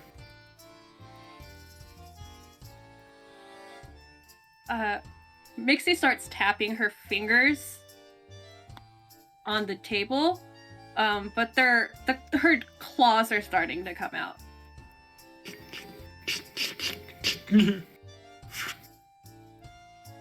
Why are you here? Just passing through. Passing through where? Well, I heard a tale of someone doing something here in Ravenloft, and I thought I'd check it out. Turns out, it's just heating up. But I can't stay, because there's too much power everywhere. And if something like me sticks around, who's to say what might happen? Something like you.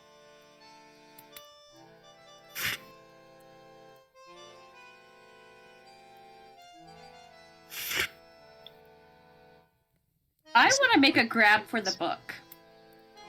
All right, go for it. Sleight of hand? Yeah. For all the times. First roll of the night was a nat 1. That's a nat 20. She doesn't even really get the chance to react. You just kind of snatch the book out from her hands. I need you to make a dexterity saving throw now.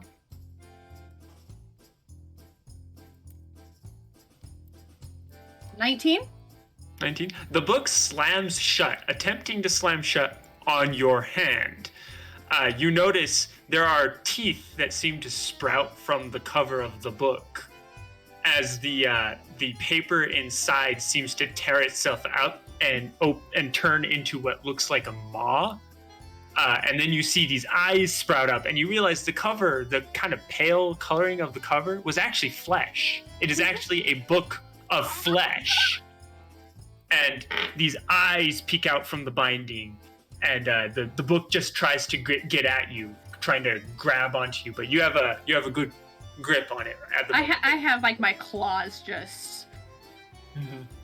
And what was that about Deshane being wrong about this place? It's not this place, it's this person. Exactly. But they're in the place, so... Yeah. Yeah, well, and Mixie's the one starting fights for no reason. She's just getting all in her face because she smells bad. She literally walked up to this bitch, hasn't said 2 words to her. I don't want to hear it, Ethan. Nobody listens to you. I will never listen to Deshane again. Okay. Get ready to write another character. Deshane screwed that up. For that matter, Smasher, you notice the ever-present innkeeper has not noticed, or seems to have not noticed, any conflict going on at the moment. Cute book. Does it have a name? The individual no longer looks like a young lady.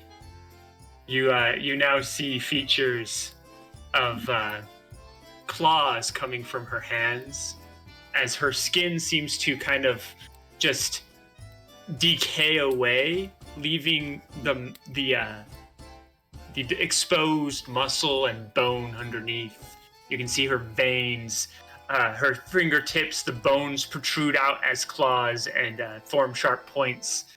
Her eyes, they turn from that yellow, kind of cat-like almost, to becoming, turning sideways and changing to red as they do so. And these 2 horns just kind of sprout from her forehead and then twist back and then fall back down to almost look like braids. And you can see her now bald head is almost shiny, like polished skull. And now a conversation can actually happen. And she says to you, "I'm not terribly fond of things like you snatching at things that are mine." I'm not fond of liars. And I've been sized up enough recently that I don't care. You know too much. Do I? So tell me, little gnome, what gives you the right to mess around with me? What gives you the right to mess with us? And don't tell me you weren't going to. I had absolutely no intention of messing with you specifically. She's lying, Mixie. She's lying. And No, not me. I said us. Dang.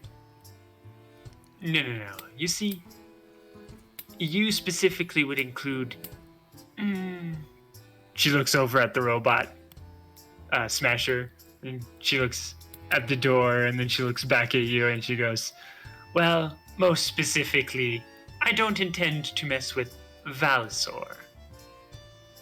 That's a sure way to get myself killed."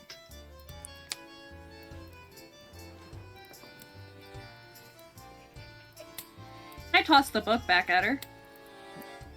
She catches it, and it seems to calm down and go back to being a book. But she glares at you a little more, and then you see her features start to go back to being that young lady. The skin growing back up, her nails, or claws shrinking back. And her eyes, however, stay sideways with the red, and her horns don't fully go back in. And she leans back, stares at you, and goes,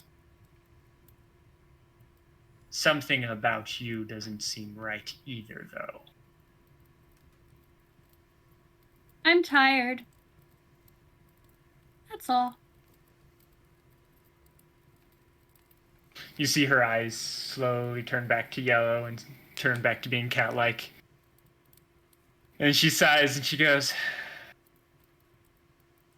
"Well, if you're spending time with the likes of Valsor, and you have a gunslinger in your midst, like I could smell, then you should sleep. And this would be a very safe place for you to sleep." And then she stands up and walks to a door that is far right corner of the room. As she's walking, she looks back at you and she says, "You have a lot of pain in store for you in your future." I turned a guy inside out today. Like, try me. You, for a moment, it's almost like her breath kind of falters. And you see, like, a flush of red color go to her face. And she goes, "Oh. Oh." And then she slowly opens the door, and as she does, she turns and looks at you. And she goes, "Sexy." And then she closes the door as she leaves.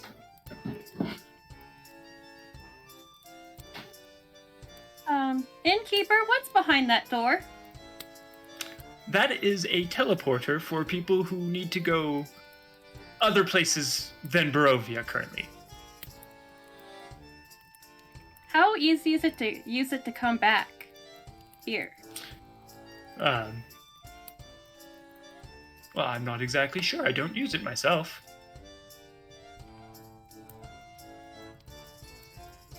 I'll start asking. See if I can get some answers on that one. Might be good. Might be good to vet some of your patrons as well. Not to say you should exclude people, but vet them better. And what does that mean?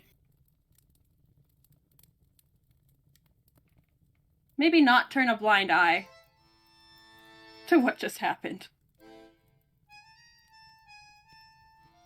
Didn't see anything violent happening. There are multiple types of violence, my friend. I'll have to keep my eye out. Learn about that as well.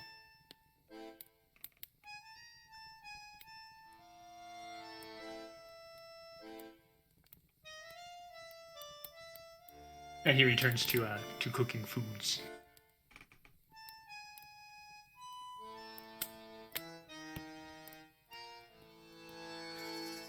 I walk to the end of the door. The door of the inn?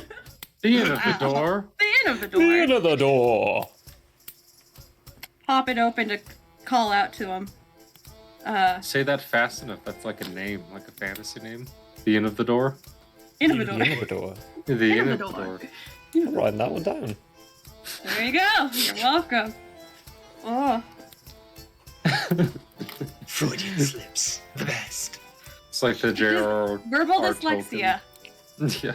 How he said that cellar door was the prettiest word in the English language. Cellar door. Cellar door. Anyway, sorry. We're the only ones here now.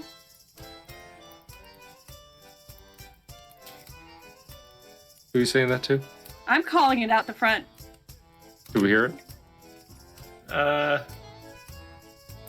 You're not using an amplifier like Balasor see, had, hold so how loud can you get? And roll for me perception, Balasor and Deshane. Aumaturgy. Yeah. By the way, Can I- Balasor, when you walked out of the inn with those plates of food, a flash of magic did happen, but the plates stayed in your hand. 24. Good.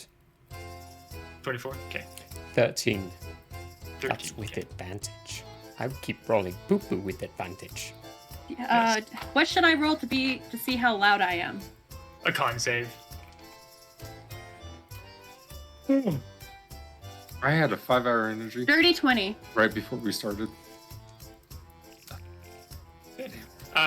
Deshane, you can definitely hear her. And Balasor, you think you might have heard Mixinix yelling something. I'm going to turn to Valisor and I'm going to say, now's the time to go to the inn. I look up at him and like,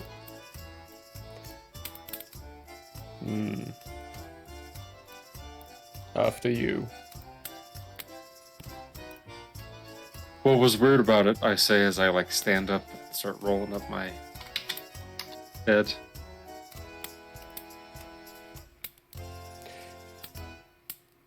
The table, it was my height, but it was also Mixie Mix's height.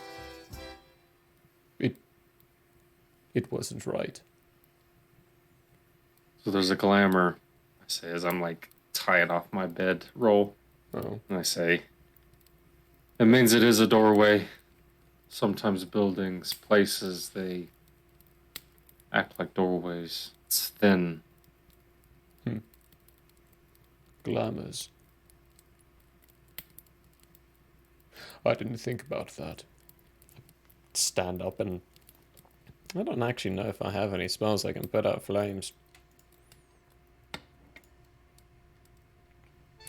I sure don't. One could make the argument for absorb elements. Yeah, but that requires me to cast an actual spell. I'm looking for a cantrip. Yeah, You know don't what? have to Screw it. decide. I'll cast Absorb Elements. And just Shane, you see my left arm kind of open up a little bit. I put it over the flame and just all the flame licks into the arm, becomes part of it, and then it closes, and it seems to glow red hot for quite a while as the flame gets put out. That's Maybe. handy. Hang on, I've got a sound for that. I grab both the dinner plates as I say that. Yep. Well, I did use my hand. I just walk after him a little confused.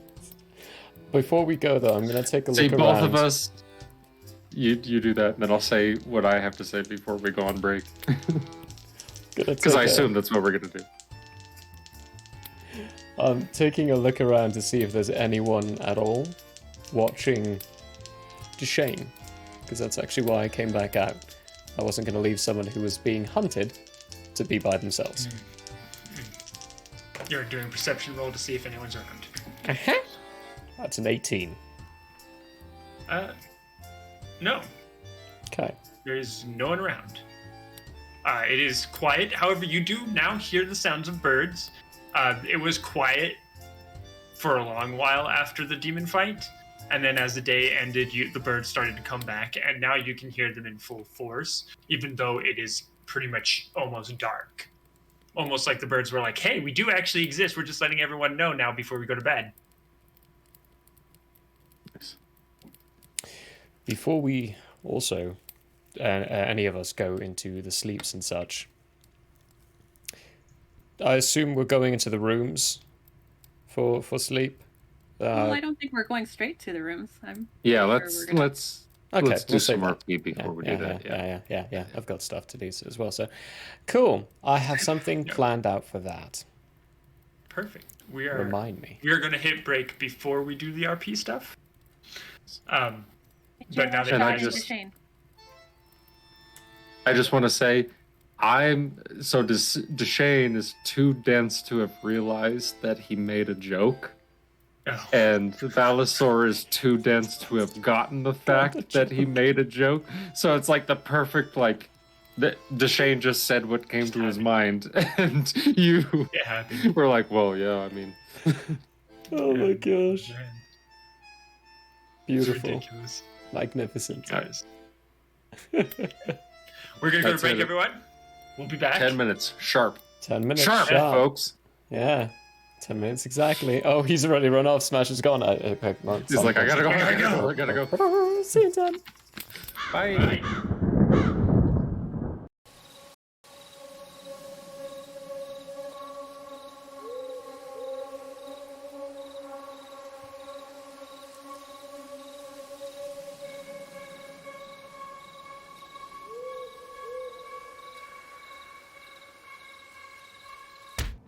Identification number? Searching for a wallet. Does he have a wallet? No. Tattoos on his wrists. Forearms. Nope.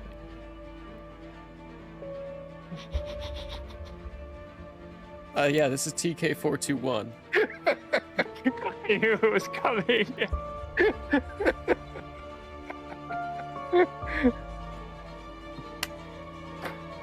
Let me paint this picture for you so you understand this.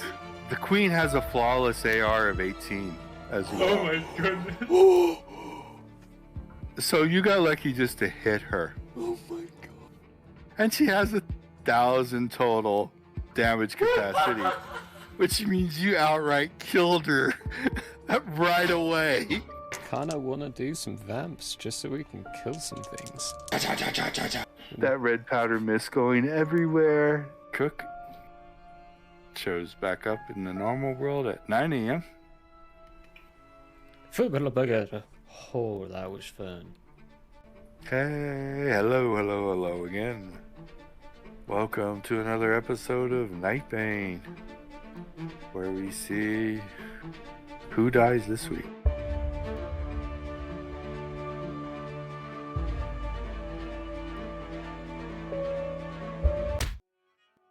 Hello, everybody.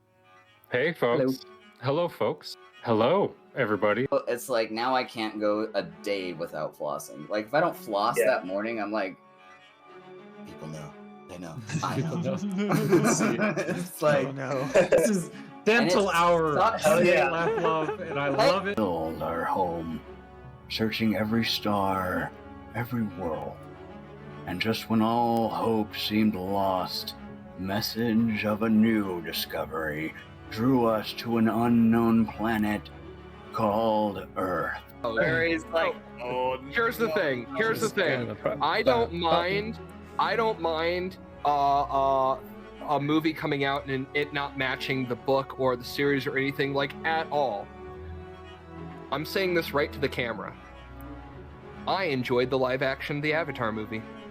oh no. Yeah, we have to I shut said this it. down right now. No. You need to just shut Streamlabs off. Unplug your. Nope. Too late. Hello and welcome to Hate, Laugh, Love, the show where we talk about movies.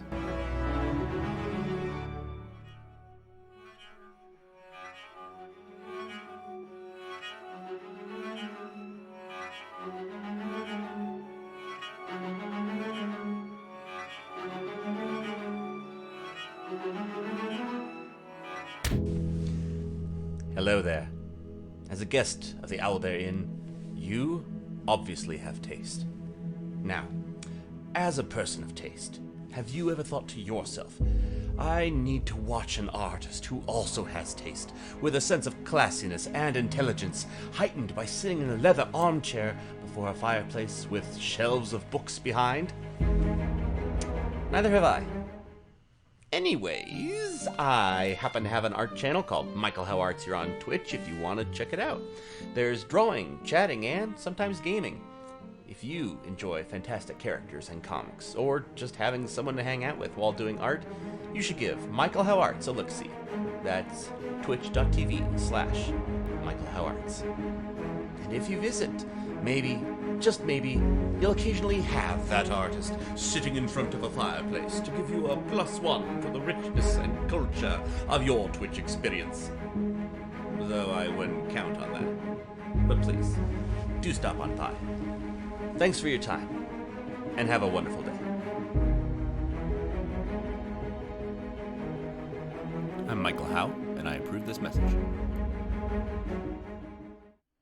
Oh, you don't believe me? Well, I did this, and this, and this, and this, and this, and this, and this, and this, and this, and this, and this, and this, and this. Hey, whoa, hey, whoa. Yes, good stuff. Why am totally I not dead. so bad at this game? Jeez. Might be genetics. He deserves it. What are you doing? No, straightforward. Straightforward. Now left. Now left. Go to the left. Yeah. Now right straightforward. Right in that nook. Right in that Now nook. look up. Now jump. Jump up. There we go. Good Christ! What was that? 15 minutes? Woo! You're doing great. Great. Bring him up. Bring him up. Red. No, don't drop me. Whatever you do, don't drop me. That is My slimy mucus ball. I you think have that's to what that is. These are germs. Oh yeah, for sure. That means that is snot. That is all over that bowling ball, folks. Repulsive. Oof. Everybody knows if it's green and it's slime, You went that it's way. booger time.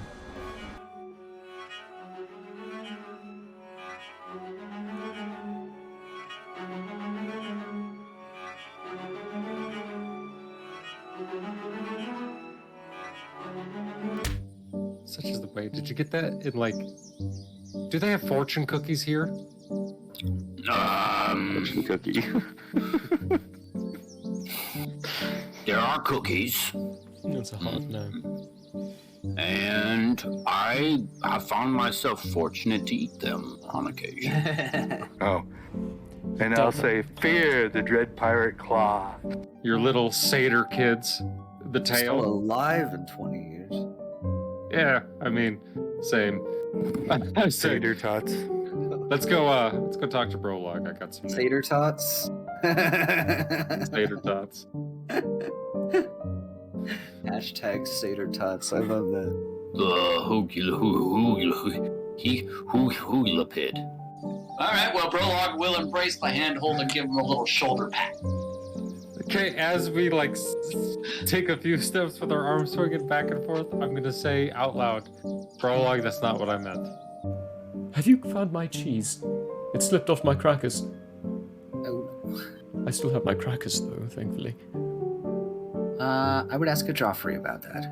Does he not know, speaking to Aberrat, that there is no try? Do or do not. Oh, Jesus. No. Beautiful man. If not, he will soon learn. Close to the camera. There you go. Oh, baby Baba Luba. Hello, everyone, and welcome back to the Owlbear Inn, where we play TTRPGs and have a hoot.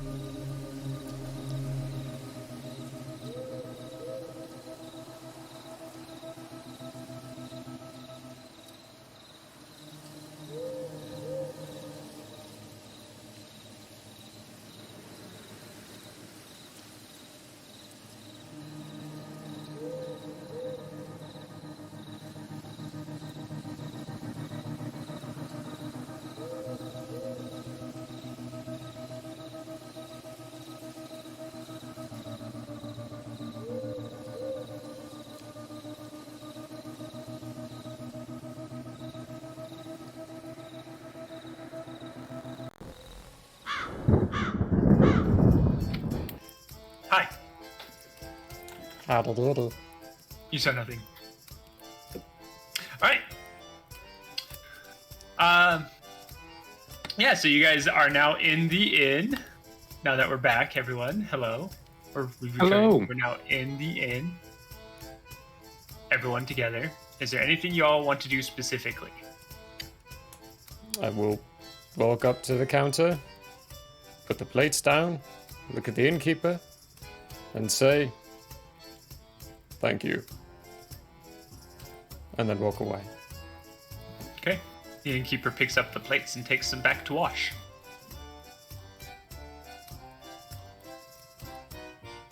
Okay. I'm gonna walk up to the same counter. And I'm gonna say 2 rooms.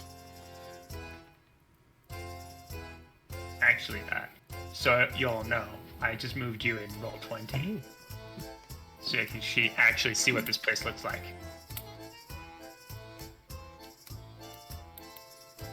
I'll move Smasher to where he's at. Ooh. There for a second, I thought the map was permanently pixelated. I was like, oof, you know.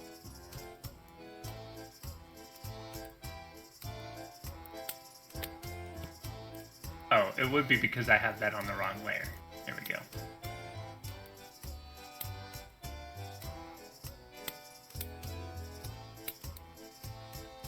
And there you go. What were you doing there, Duchesne? Walking up to the counter. Yeah. And I'm just gonna ask him. 2 rooms.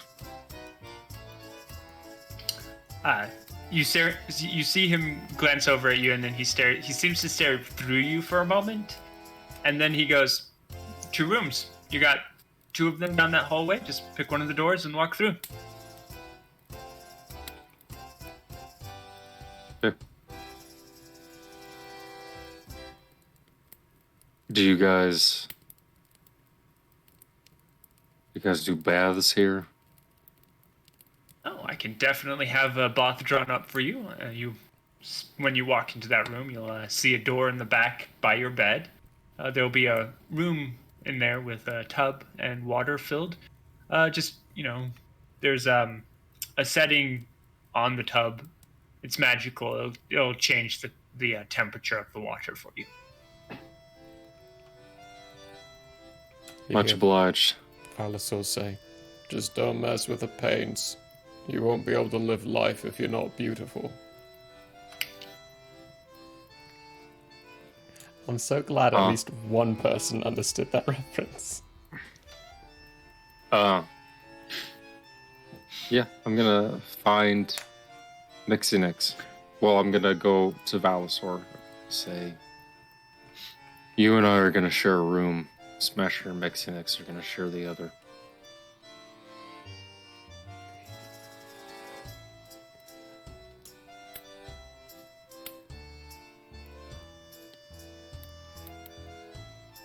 To be clear, you're talking to him wherever you guys are up towards the bar. Yeah. Right? Yeah. Okay. So I'm by the couches now. Oh yeah, I'm gonna go, and I'm gonna say that to all of you. Actually, I'm gonna move myself a little bit different. You're like right here when I walk up. You know what?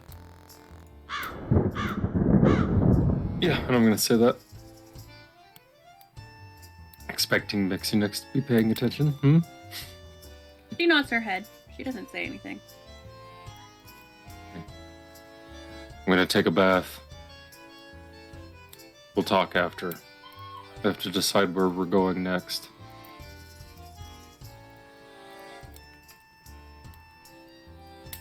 We could take care of your problem, I say to Valisor. Or yours, whatever that may be, I say, looking at Mixinix. I don't have a problem. Okay then. I'll be back. I'm gonna turn around. Go to the room. All right. When you get to your room, the first thing you notice, Which door do you pick? Yeah, which door do you pick? Okay, remind me how it's set up. Are they across or next to each other? Actually, if you look at Roll20, you'll see it. Excuse me. They are both. Okay. There's just I'm one gonna do extra this thing one. that you don't see there that I will be explaining to you. All right, when you walk through that door, behind the bed, or at the foot of the bed here, there is another door, which leads to. Why is there a big voice on the screen? Oh, that's why. Which leads to what looks like a bathroom, in which you find a tub full of hot water that is currently simmering.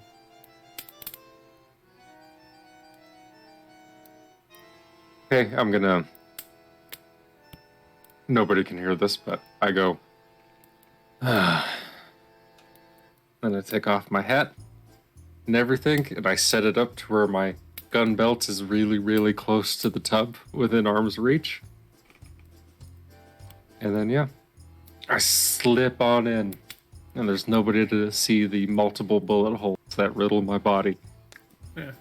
You're like the scars and stuff. Your right hand just briefly brushes up against a spot next to the tub on the right, where you can see a large array of varying soaps, some of which you don't quite fully recognize.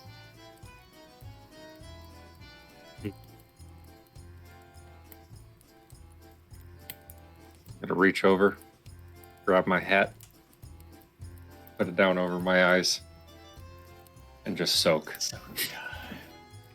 And that's what Deshane's going to be doing for the next couple of hours. My feet are up. It's like Geralt from Witcher. My feet are like up. You can just see my feet, and I'm like, no, it's Geralt. It's Gerald. Isn't it? It's Gerald. I thought it was Geralt. It's Gerald. It's painful. I know. It's spelled with a G, but it's pronounced J, like Jartis. Like German.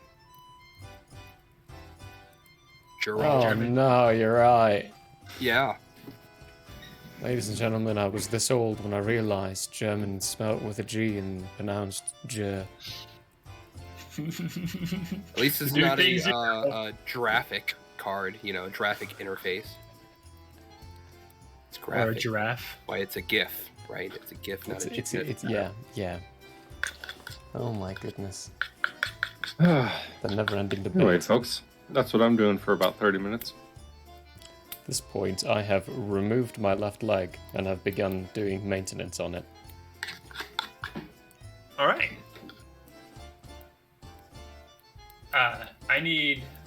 We'll go based off of passive here. Let's see, passive. Mixie, just so you understand, Mixie's sitting by the door that What's-Her-Face left through and is listening for any sound of somebody else coming in. Make a perception roll for me, Mixie Nix. I'm glad you said that. 19. 19. You do hear something. Kind of like movement coming from this room. I am up and at that door. Are you gonna open the door? Yeah, I'm gonna slide in. I'm just gonna go in.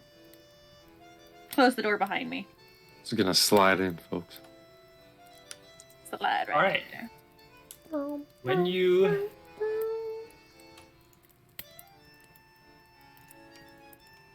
don't like these options for imageries, so we're just gonna use the open shirt man.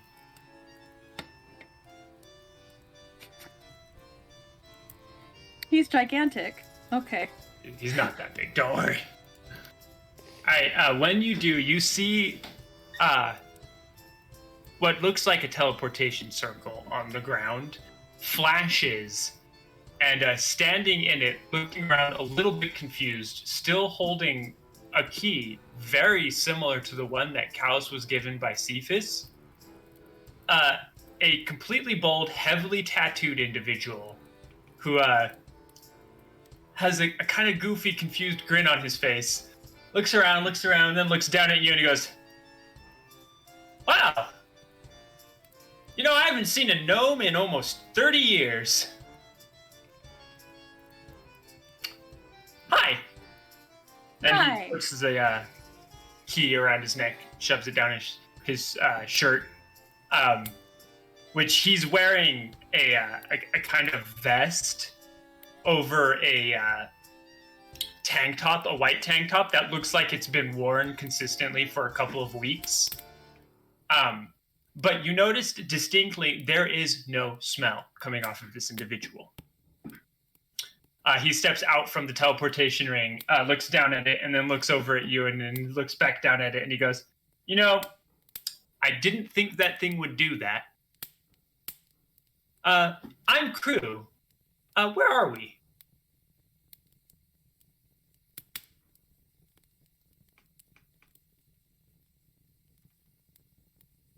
Oh, hey.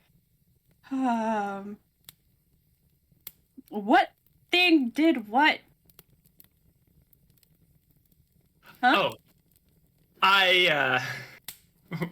where I came from, I was having a chat with my dad, and he told me he needed me to what was he? Oh yeah, he needed me to check up on something and find a friend or a coworker or something of his that went missing recently, and an item of his that went missing recently. I wasn't really paying too much attention, and he mentioned Ravenloft, and when I think Ravenloft, I think Barovia. So I was thinking about Barovia when I stepped into this little circle thing that he had sent me, and this is where I ended up. Well, you are in Barovia. Oh. Well, a little bit of a misfire there, but makes sense. I was thinking about Barovia. Hold on. That's weird. So is there something behind that door?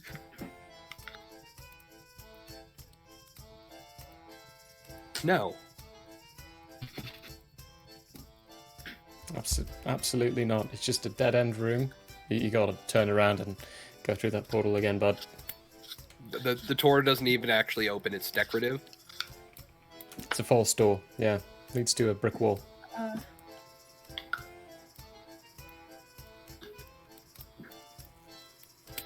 I'm going to open the door, point at Valisor,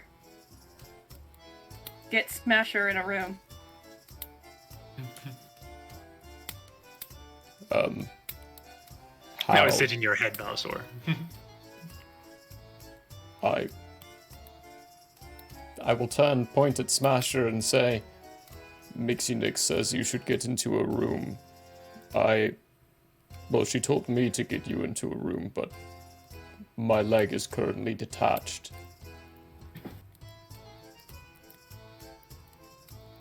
Go to a room. Fine. Mother says. Smasher walks out to there's a door. Does the door that's adjoining the rooms from here to the rooms have a lock on it? No. It doesn't. Do the rooms but the rooms do. Actually, the rooms do not either. Are there any doors with locks around? In this building? No. That's rough. That is also very strange. That is very strange. I haven't noticed a single lock. Mm-hmm. Let me look at this place real I fast. think you're out of luck. Boo. Boo. Boo this man. That doesn't deserve a squeak. Don't squeak at that. Don't squeak Don't at squeak that. at Yeah, that. he's right. Don't do that. You're better than that. You're better than... Come on. You're better... That joke was horrific. I'm so disappointed. I'm so disappointed. You know I have a big weak... Well, hold on. A big Strike squeak that. spot for dumb? Yeah, Oh, I know. No. You want that too, but I mean, You have a big squeak I'm your friend. Mixie doesn't know anything about Cephas. I don't do that message. Oh, yeah. That was very, very bad me. I am sorry. That was knee-jerk Muna response. Yeah. Massive retcon. Yeah, no, massive retcon.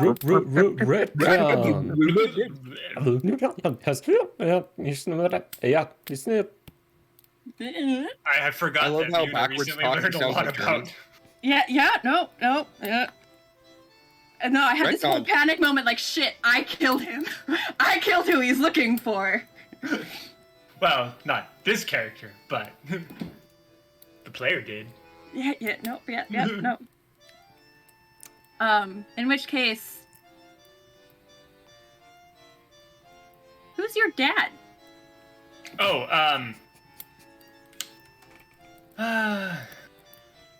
he calls himself Cephas. I mean, technically that is his name. But yeah, Cephas. I guess that would be my dad. Papa? Well, you're in the ever-present inn. Welcome. I swing the door open. He kind of nonchalantly and very suavely swaggers through the door, enters in, walks by you, Valasor, with your leg off. Before he can finish walking by me, he just hears me ask, "What is your name? Crew. Whom do you serve?" Oh, I serve myself. And then I go back to maintaining my leg. He looks down at your leg and he looks at you and he goes, huh. Prosthetics. I follow him out and close the door, and after he asks who he serves for, his dad's Cephas. OOC, I serve myself as well. Just saying. That catches my attention. That gets my attention. We both look up at the same time and then... As he's walking over to the counter. Your dad's Cephas too? He turns and looks at you, Smasher. And he goes, I turn and do that. Oh, earlier model. Okay, I see. Yeah, technically, my dad is your dad. Insight check. Go for it. Though, in the sense, it's the same. Like, you can call him dad because he created you. And then he looks over at you, Mixie Nix, and he goes, I can call him dad because he also created me. 17. Yeah, he seems kind of arrogantly relaxed. Okay. And he's not lying about anything I'd like right to now. follow it up with an investigation check. Okay. Because it sounds like he's a robot. Oh, you're investigating him specifically. Dirty 20. Oh, he fleshy boy. He very fleshy. In fact, he's moving kind of weird in some cases. Any prosthetics himself? Nope. All flesh. No hair. In fact, no eyebrows. Eyelashes? Nope. Weird. Arcana check. Go for it. Now I think he's a clone. While he's doing an Arcana check, can I walk up to him? I want to walk up to him and introduce myself. So, I'm Smasher. It's been so long since I've done this. I am Soldier 393 designation Smasher. You know where Dad is? I do. Greetings, Smasher. Nice to meet you. I'm the Crew. You can just call me Crew. 23. You call me Smasher.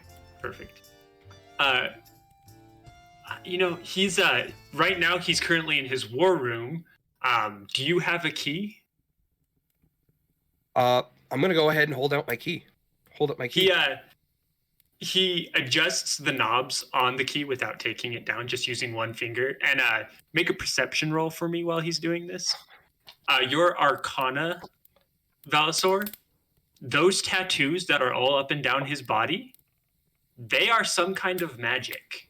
You're not exactly sure what kind of magic, but they are some kind of magic. Perception was 13. I cocked a 17 that was barely cocked, and I'm like, oh, that doesn't count. So I had to re-roll it for a 9. So Still high enough. There's occasionally moments when his finger bends the wrong direction. But he keys in a key on the key. And I did just say that. He's in the key and the key. And he says, that's his war room. Where did it come from? Where did it go? Where did it come from? Thank you. Brother? Yes? No, that is basically what we are. We are brothers. It's good to meet you. I love meeting family that's actually sentient for a change. I'm going to walk up to him and give him a big hug. Like, pick him up. Like, big old thing, just give him a big hug. You don't need a perception roll to know this, but this guy's got no bones. So then so when I squeeze him too tight, what happens? You don't feel bones. He seems malleable. Squish in my arms? I mean, I'm gonna hug kind him, of. like, tightly. Yeah, he's tough. Like, when you squish, the harder you squish, the tougher he gets, and you realize no bones means he's holding himself up by his muscle. That's fair. That's fair. I'll put him back down after I give him a big hug. I'll put him back down. Yeah, that was great. I've not been hugged in a long time. Thank you. I've been looking for Dad. I need his help. How long will he be there? He's sort of a little upset at the moment. I mean, I didn't come from the war room specifically. That's where I intend to go next. After I finish what he asked me to do. But he seems upset about something. I'm not exactly sure what. He's ranting a lot about the first one, which, if I'm to get anything right, the first one is whoever's doing this stuff to Ravenloft right now. So I think he mentioned that to us as well. Yeah, he's a little angry right now. That much I can tell you. He's busy. Well, I mean, I wouldn't say he's too busy for you. I mean, you are one of his children, and if he thinks he's too busy for you, you just tell him he's not, because you are one of his children. Tell him he's a punk. You just walk in there and you say, "Yo, I'm here. Pay attention," because that's what I do. Oh, maybe I'll try that.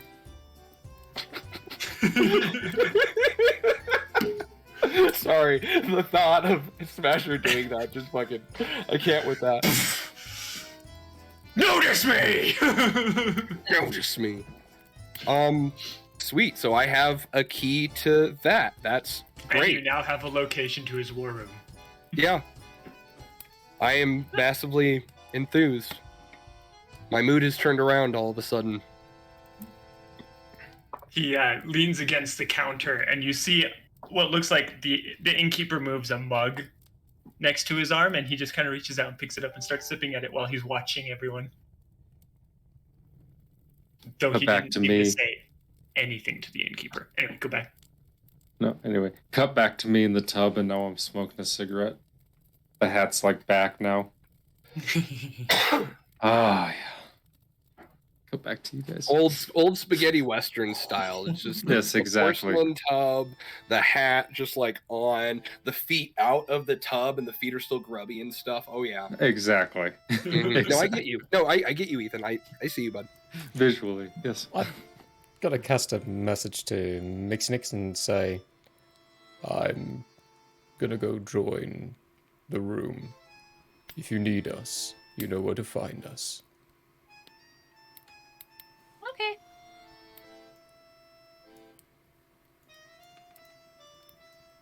And when you get into the room, you actually see the door. Do you have the door propped open, or is it closed? Did you, Shane? Propped open. You see there's a door at the foot of the bed that's just propped slightly open, and there's some steam slowly rising out from it.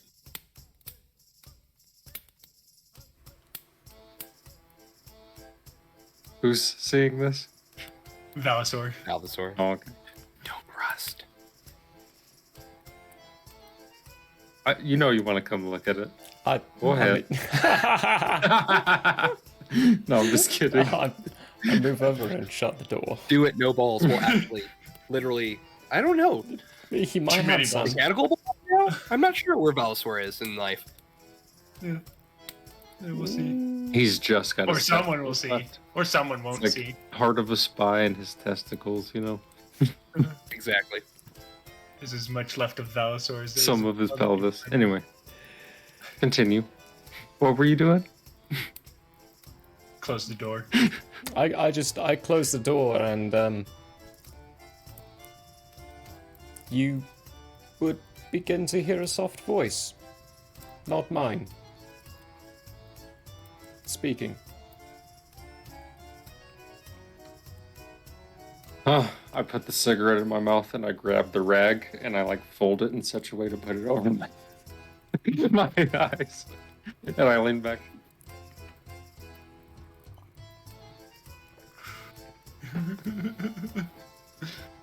Mixie's taken point inside the magic circle room. Okay. Everyone deserves a spa day. Sitting by the door. The circle itself, you can see occasionally the script around the floor seems to flitter in colors, and then it's almost like watching something go from point A to point B. You see a line traced from one of the circles over to another through lines that appear only for a brief moment before disappearing. And you see this happen roughly once every 5 minutes or so. I think I try to shift into a wolf, and I'm just going to curl up and take a post here. Fall asleep right there. Make a con save for me.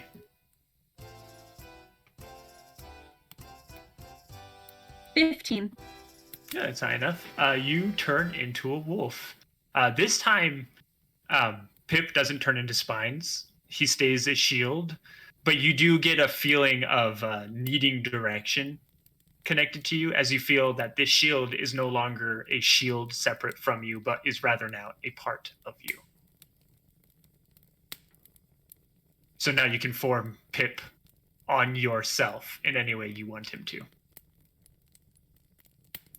I kind Shield of just wings. curl up and snuggle the shield. So kind of like the shield just grows more like a cocoon, so you can curl up in it and snuggle it. Yeah, she doesn't want so much the cocoon because she wants to be able to see, hear, smell. A doggy bed. Right. Kinda Yeah, like kind of like a doggy bed, but she's rest your really head. wanting comfort from Pip. Comfort from him, yeah. And you start to feel that. You get the feeling that he's there. You don't feel any need for hunger from yourself or from him at the moment. But yeah, you get to curl up next to, or connected to and with Pip. Watching the little circle. Back out to the boys. The crew continues to sip at his drink and he goes, so that was an interesting fellow there. He kind of reminded me of someone I knew. What did he say his name was? Takes a drink. You're muted. Right. I'm muted. He was just talking about Velosaur as he's walking out, right? Yeah. Yeah. Oh, that's Velosaur. He's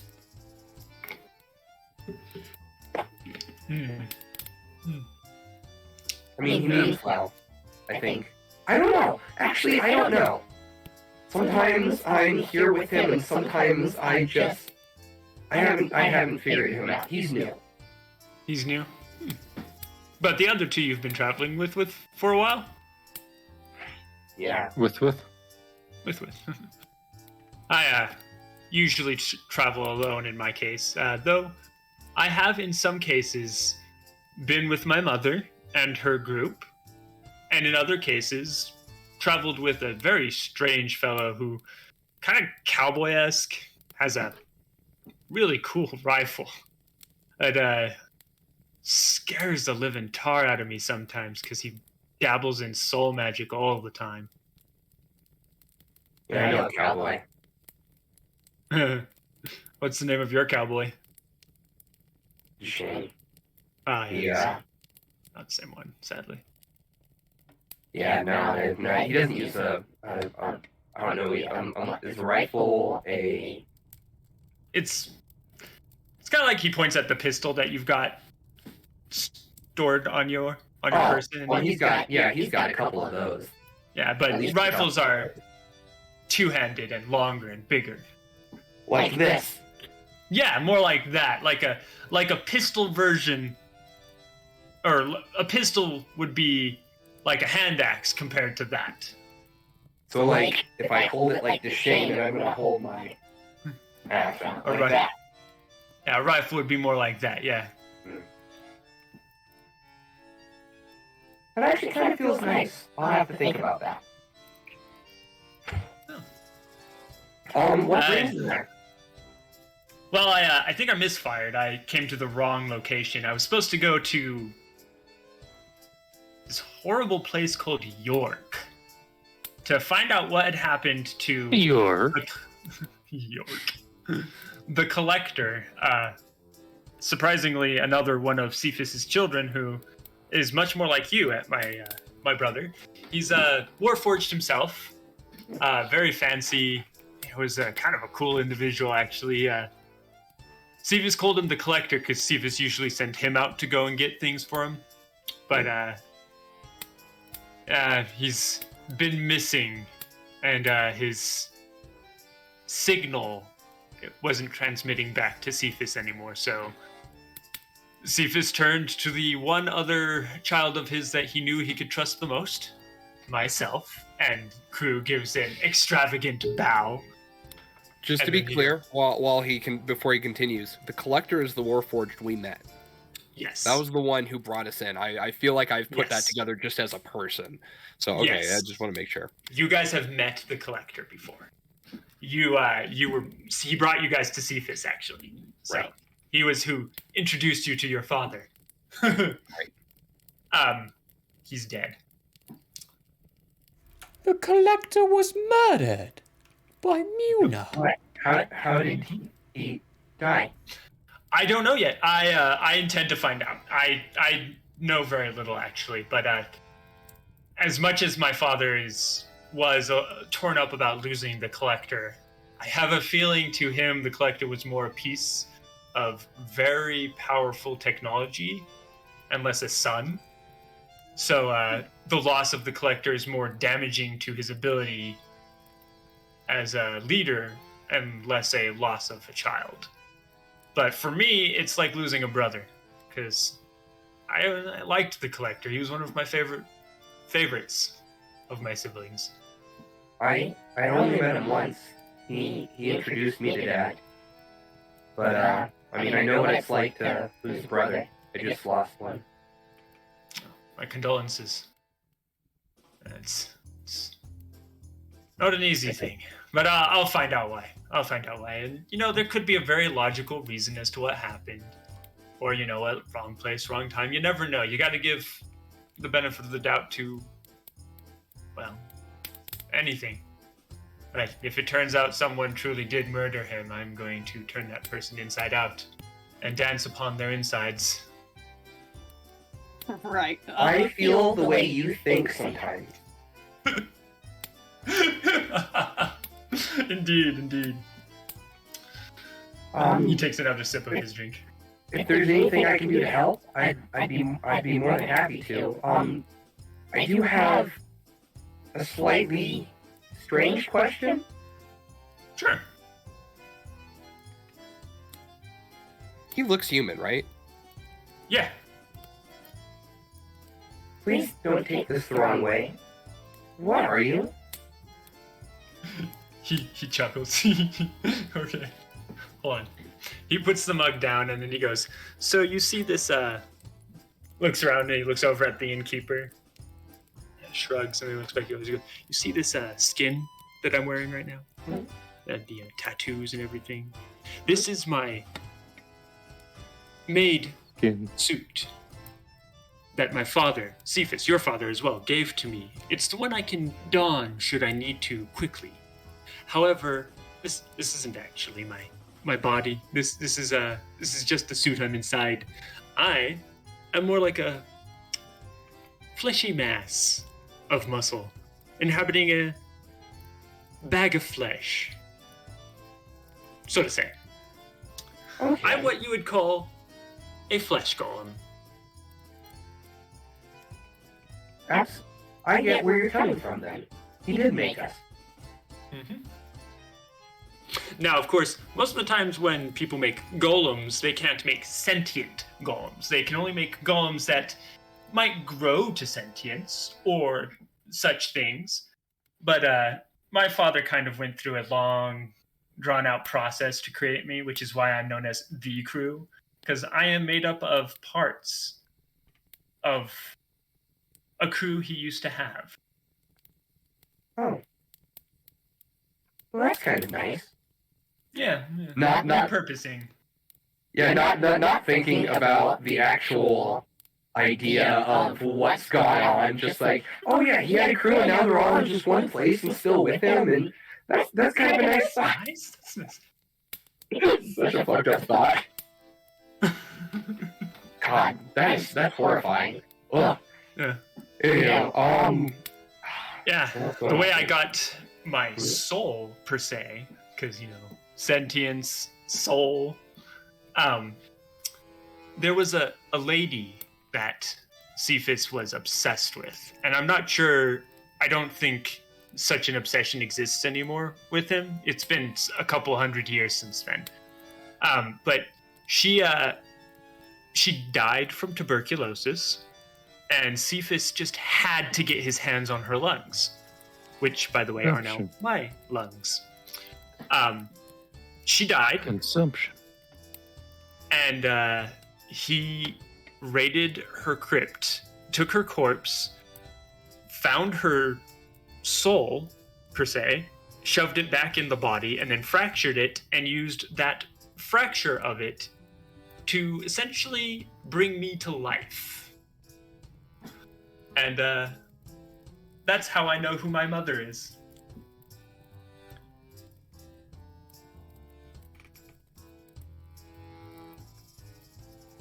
It doesn't sound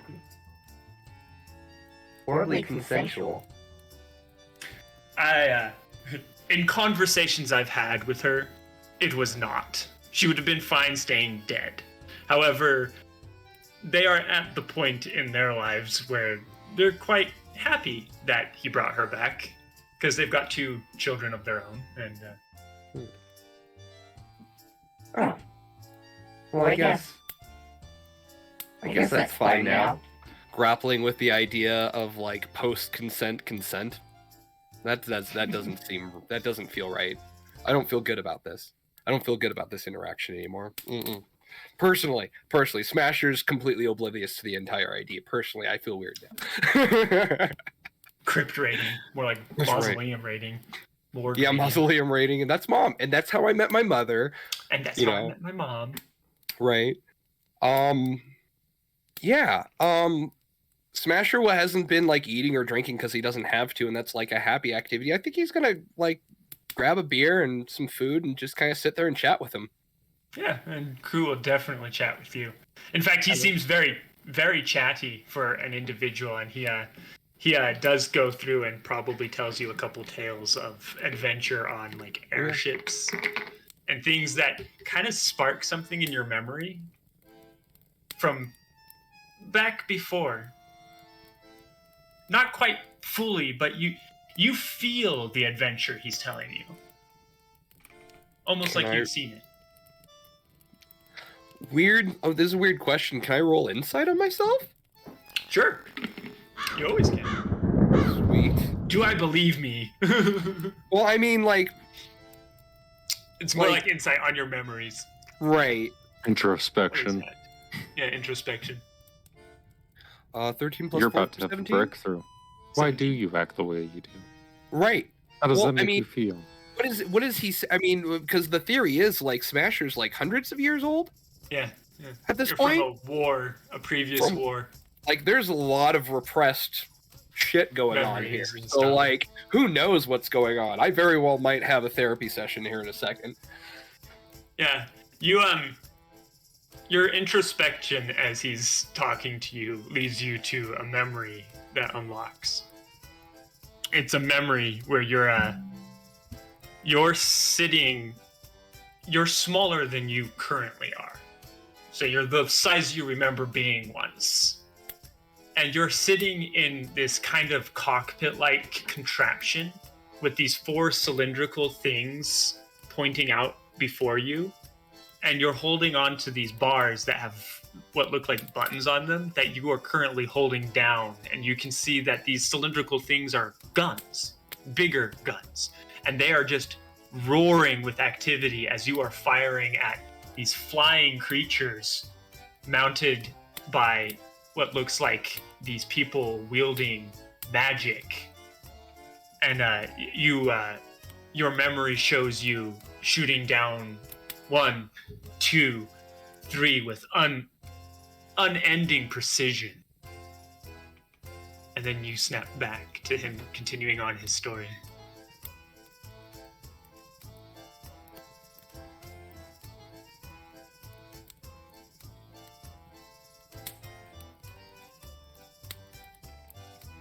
Alisor, towards the end of my bath, you hear a sound as I shave with my knife. And then I also take my hair and I cut it down short because it's getting a little long.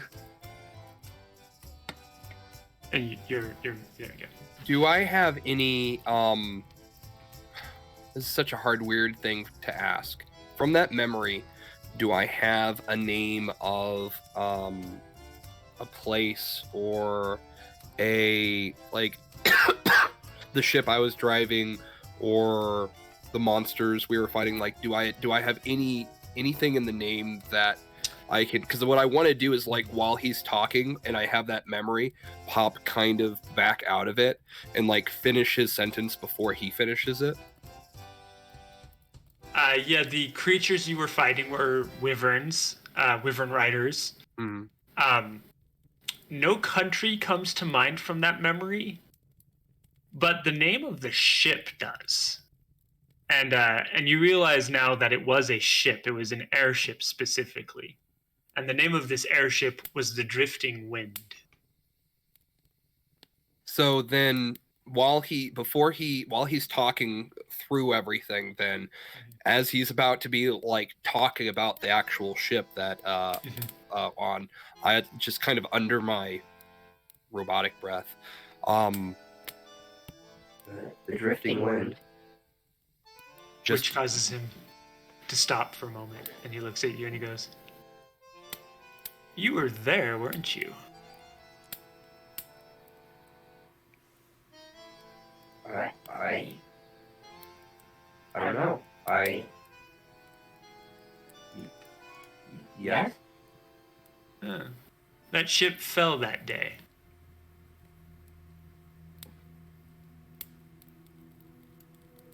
I can't remember. There's nothing to worry about. Memories are different for us immortal beings. We continue on. Sometimes we have to forget our past in order to move on to our present and our future. Immortal? Yes, you are in fact immortal, my friend. You're not aging, and you never will. Oh. Oh. I guess I never really thought about it. Well, like I said, wow. More accurately, for myself specifically, I've been around for a couple of 100 years now. And it's at the point where I'm like, yeah, life. Finds a way. But if you were to ask Dad, he's been around for a couple 1,000 years. He might have a slightly different opinion on immortality than I do. Well, I guess you didn't even know me, so you wouldn't know how old I am. I think Dad said something about maybe being a few hundred, couple hundred. battle that that ship, the Drifting Wind, fell in was 85 years ago. Okay. This is the crew telling you, by the way. Most of the crew members on that ship had been in Cephas's army for about 100 years. So you could possibly surmise that you might be 185. Okay. Roughly.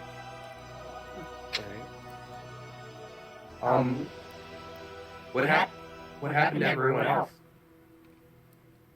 I don't know. I watched my father's attempt at creating an empire to rival Justinian crumble. Laughed and then left.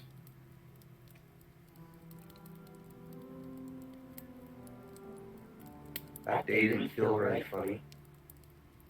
It wasn't. The laughter was hollow, empty. Oh, yeah. I'm sorry. That was weird. Yeah, no, your stories are great. I mean, I want to say I wish I was there, but I guess I was. Was I anywhere else with you? I'll be honest, I don't know. I don't work in my father's army per se to the same degree that you would have. So I didn't meet most of his creations. I really only ever worked with the collector. No, he's dead. Sorry. Yeah. Speaking of, how much of that other individual is robotic? Valisor, his name was. Yes, that's right. How much of him is robotic? I wouldn't be able to give you a percentage. We've worked on a few of his parts. That's right. Somewhere Smashes we've done between before.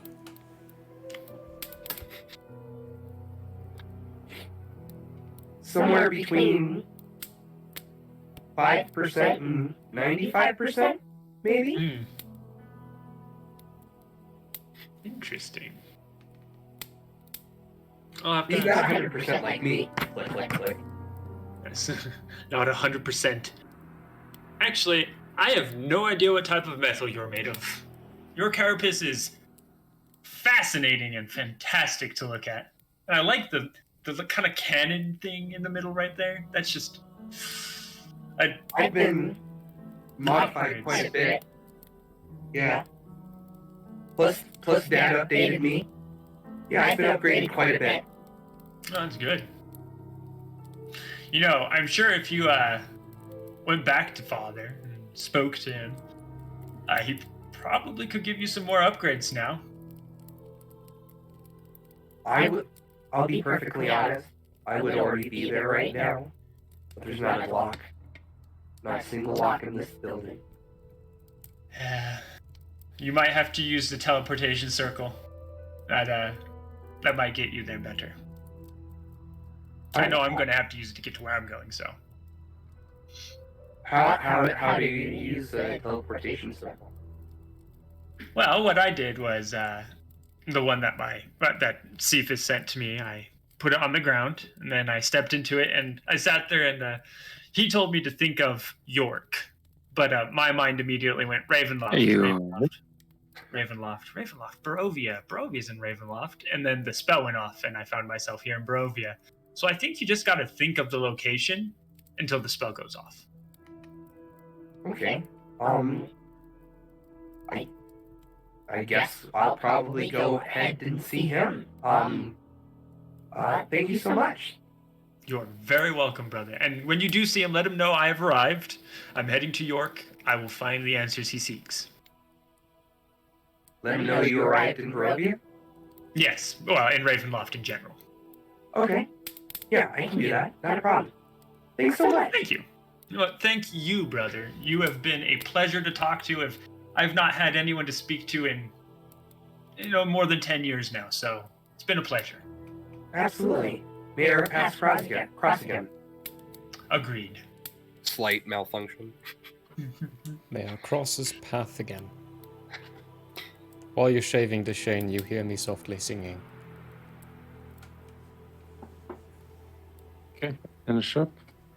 I'm already like out of the bath because I'm not like shaving and cutting my hair while I'm still in there, but I like creak open the door and I lean my head out and I say, "You don't happen to carry the magic where like you point at an object and it's clean again, do you?" Well, I'm unscrewing a piece of my arm that is now on that table. Kind of taking pieces off of it. Just turn... No. Damn. I turn around and I get mostly dressed. Like pants and just my shirt. Okay, when you turn around and look at the bath, the water is perfectly clean. There's a little simmer to it. It looks like it's at the exact temperature it was when you first got into it. In fact, it looks exactly like it did when you first got into it. I go, and then I walk up and I take my socks and my underwear and all of my dirty clothes that I can wash and I put it in there and I look at the names of the soaps. What do they say? You find everything from rather exotic looking hair shampoos to body washes that are liquid in form. And then you see another full section of exactly what you were looking for just now. Things that seem to be more hard for cleaning clothes and for stuff like that. Okay, I do that. I wash my shit. Deshane's face, the look on Deshane's face right then, when he looked at the clean bathtub, was like, I gotta get me one of these. That was like the feeling I had. Yeah. I wash my clothes. Perfect. Towel wrapped around my waist. And then when they're like soaking, I just like come out into the room. Just in the towel. Do you think you can give me a hand with this? Sure. I like cinch up the towel nice and tight. Tight. I help him with what he needs. Points at a section and I'm like, I think it might be possible to hollow out the middle for an extension for either side to pop out, so that we might be able to create a barrel inside the arm.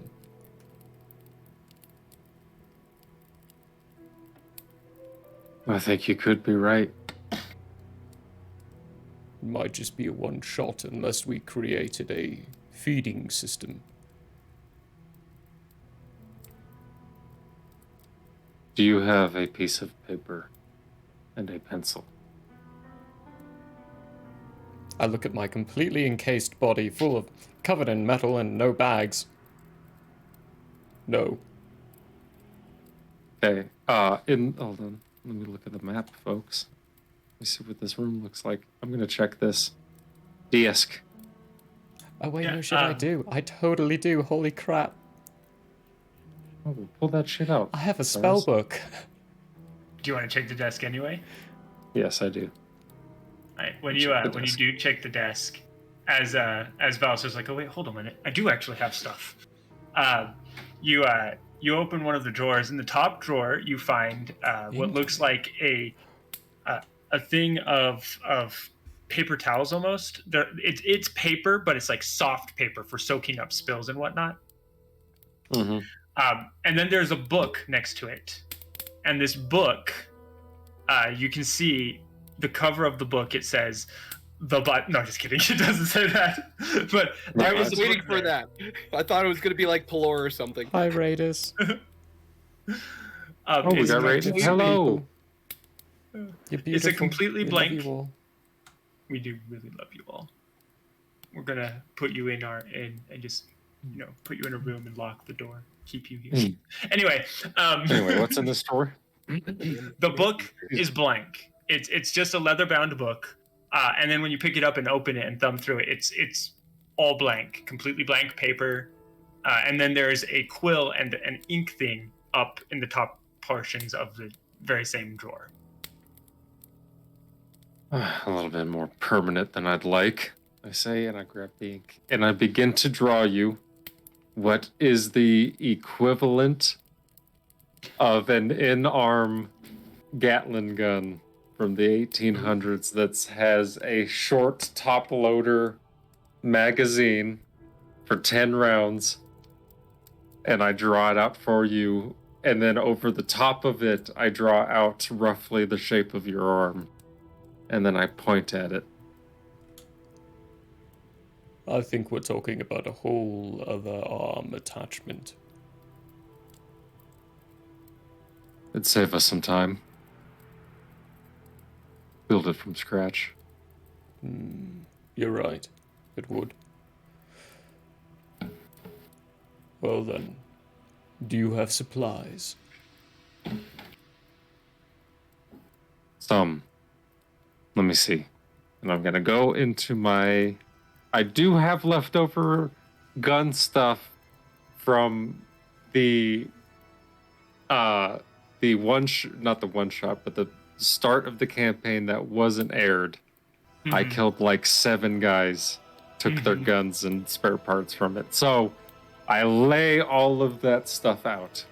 Meantime, I put my arm back on so I can have 2 arms for this. There's definitely not enough parts for what you are looking to do from this, but you do have most of the necessary parts for making the gun portion. Okay, so I'm gonna take the plans and I'm gonna flip over, right? Rip out a piece of paper, put that over top, and then I'm gonna resketch, but this time it's only gonna have 3 barrels. And then I'm gonna just modify it to fit in with what we have right now, so at least we can get started on it. Yeah, you have enough to get started on it.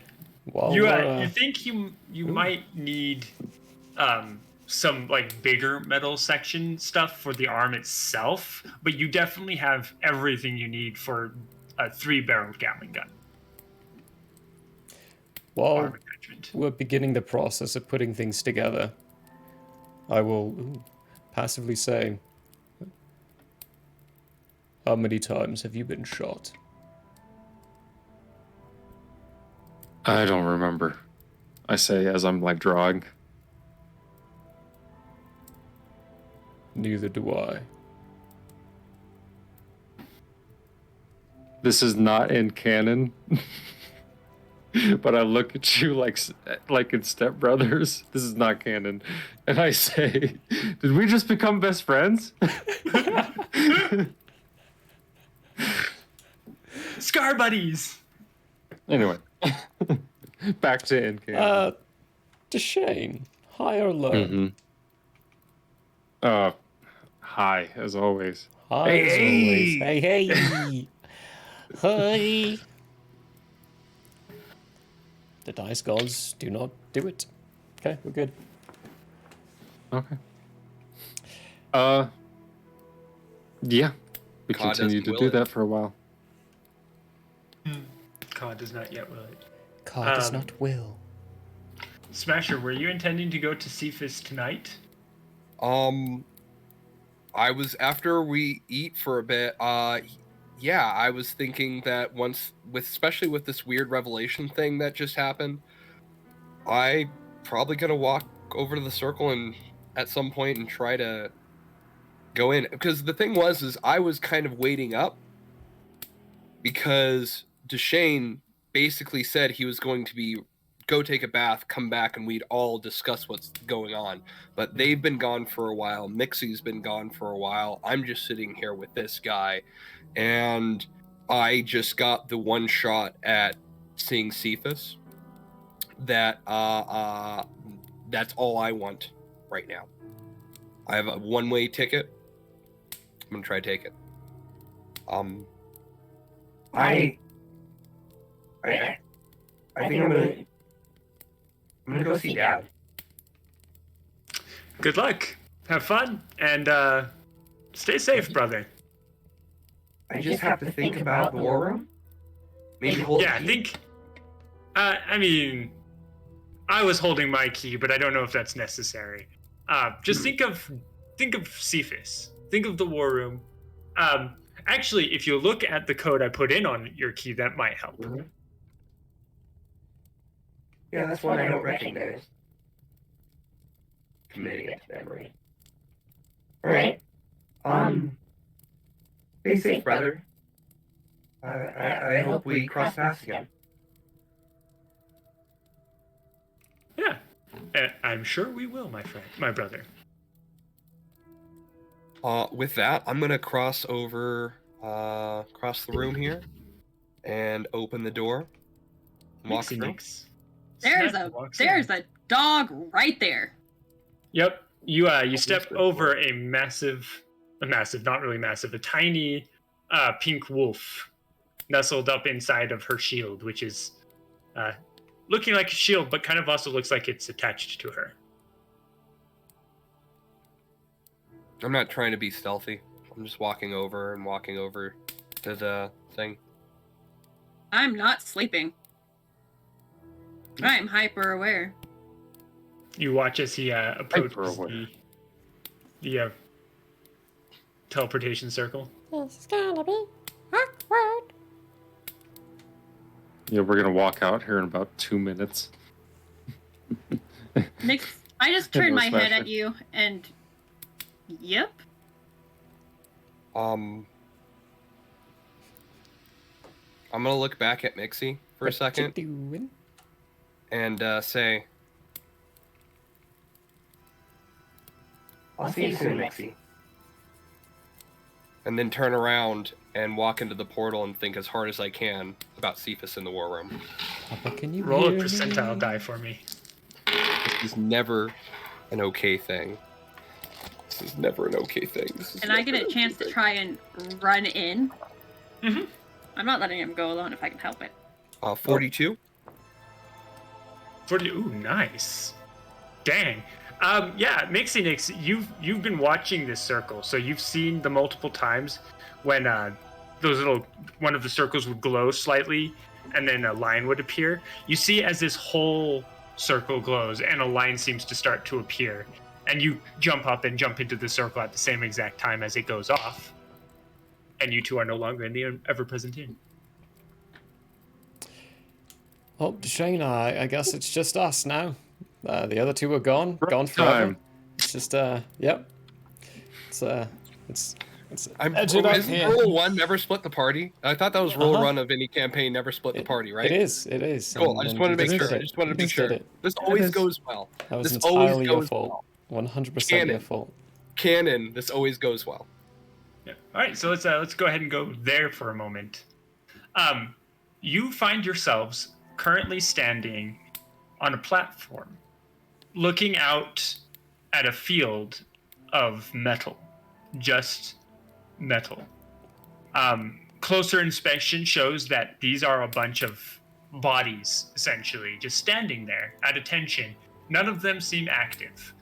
They all look kind of like Warforged, but you notice, Smasher, right off the bat, that there's no sentience to these. Just shells. Just shells. You see a couple of those strange sentry bots that had turned red and approached you when you'd gone to the warehouse last. They don't approach you. They simply continue to move about the field of soldiers. And then you see a metal ball roll up. Have I noticed Mixie has gone into the space yet? Mixie, have I do you want to be sneaky? I imagine I had my back to you when you ran at me, so I didn't know if maybe you hit me when we teleported, or no, like should what? have easily You're a been small able to fox. fit. Or Yeah. well, They're probably like the size of a fox.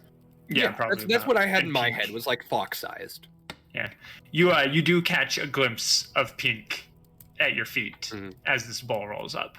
But this ball rolls up, and then four spider-like legs kind of just pop out of the side and lift it up, and a tiny little bowl-like head pops out from the top and looks around at you, and looks at the wolf, and then looks up at you, Smasher, and you hear in your head,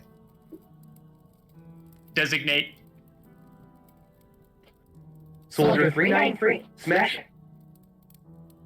Welcome. Father is waiting. Follow. And it turns back into a ball and mime. starts rolling away. Where are you on the actual? You're below me. Mixie, Above me on my screen. Mixie, I said I'd be right back. I just kind of like lean into you and nuzzle into your leg. Well, come here. I'm gonna put my hand down to let you climb up, and then just kind of put you up on my shoulder area, let you hang. I do like the cat lounge over his shoulders. Oh yeah, I totally let you cat lounge on my shoulders. She's a happy dog. She's a happy dog. By the way, Pip has taken on. He's still kind of shield-like, but he looks more like a pair of wings right now.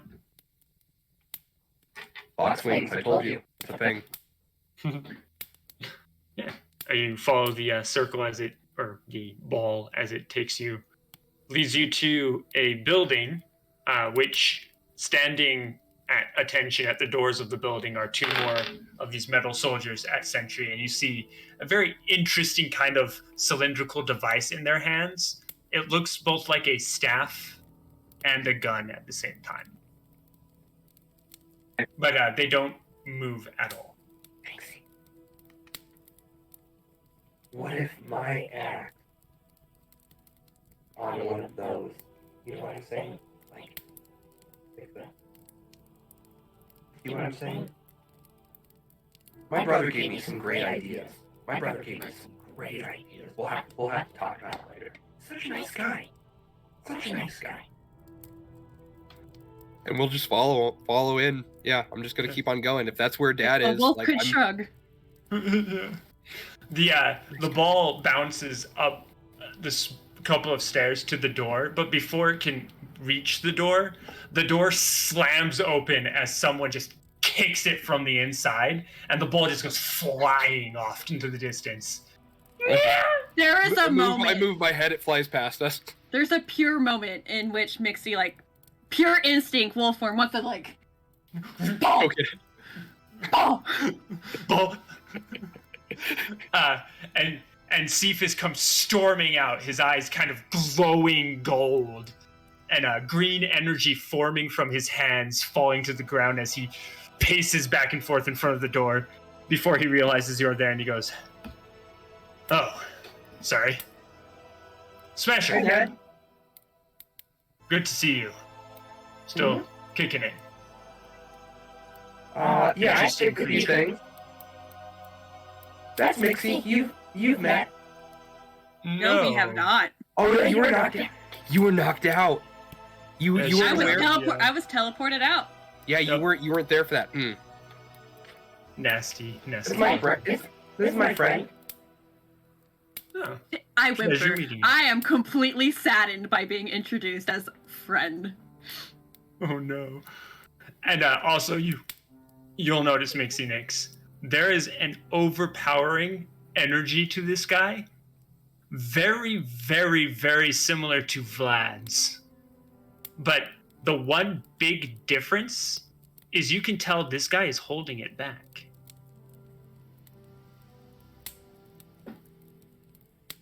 And he nods to the two of you, goes, "What brings you around here? And come in, I'll try and calm down." He walks back up and looks at the door, which is only on one hinge at this point, reaches out and just yanks it off the last hinge and throws it off into the distance, and then walks in. I saw my brother. He said he was going to York? Crew! York. You see him light up almost. The green energy flowing from his hand seems to diminish. And he goes, finally. He's currently in Barovia.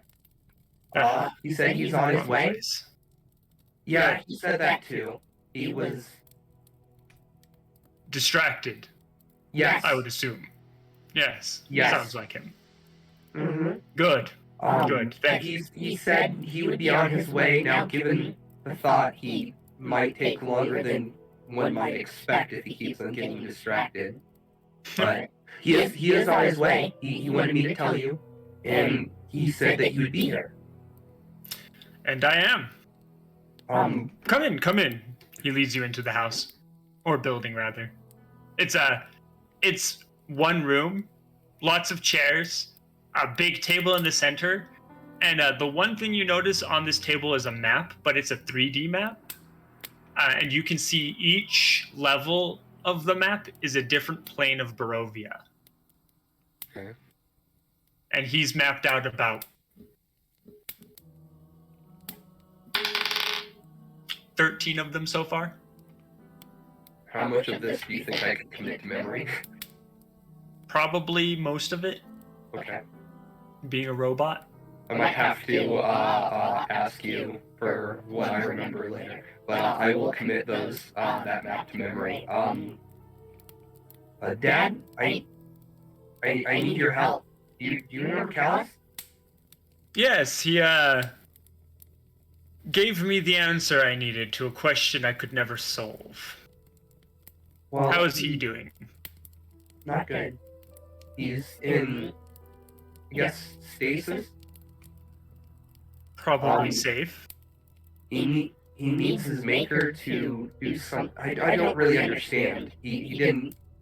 He needs his maker to solve the problem that is a flaw within his DNA. Yeah, that sounds like something Callus would say. Yes. Putting him in stasis is probably the safest and best thing you could have done.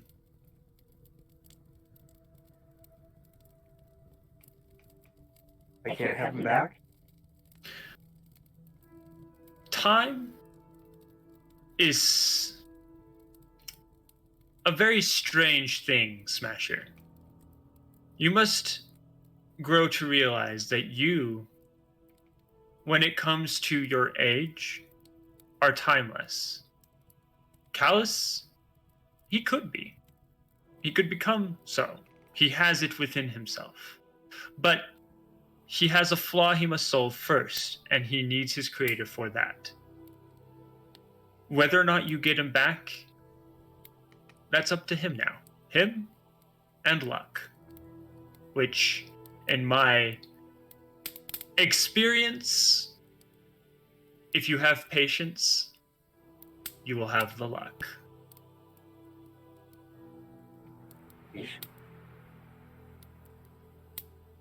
And we are afforded patience, Smasher.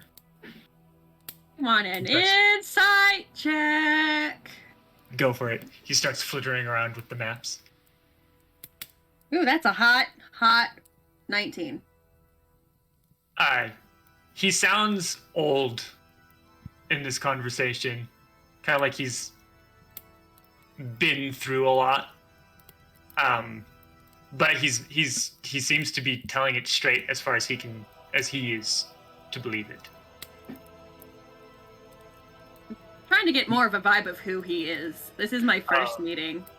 Kind of like, no, he's powerful. You get the sense that he's old. He's been around for a while, and with how he's wording a lot of and how he's positioning himself and leaning against the table, you also get the sense that he's very angry right now. Meanwhile, Deshane and Valasor are just back at the place, building things and creating lovely things together.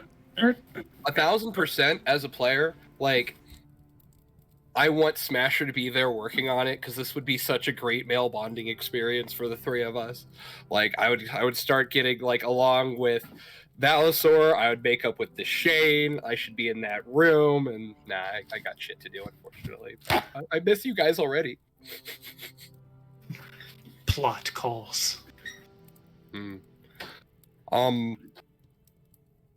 Dad? The crew? Is that crew? Crew said that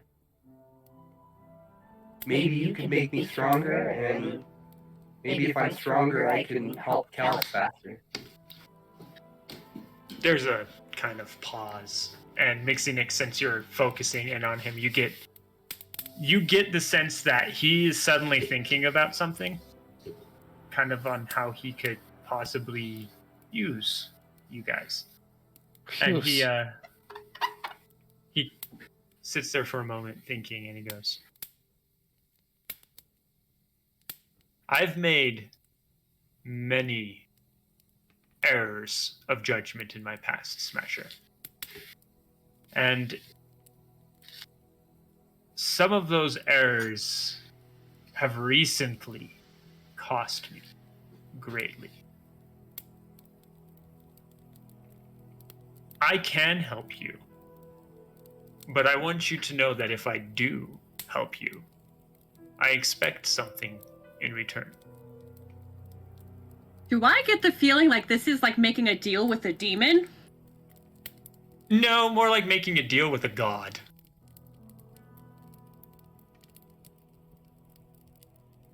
You're muted, my friend. You're muted.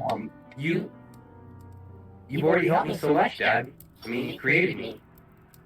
Whatever you need. Such a bad idea. God. Anyhow, sorry. Let's do this. There's kind of a calm quiet for a moment. And then you get a feeling in the back of your head, Smasher. And you almost feel more connected to Cephas. Almost like you can sense what he wants. And one thing you feel is that he wants to know who has stopped him from getting what he desires.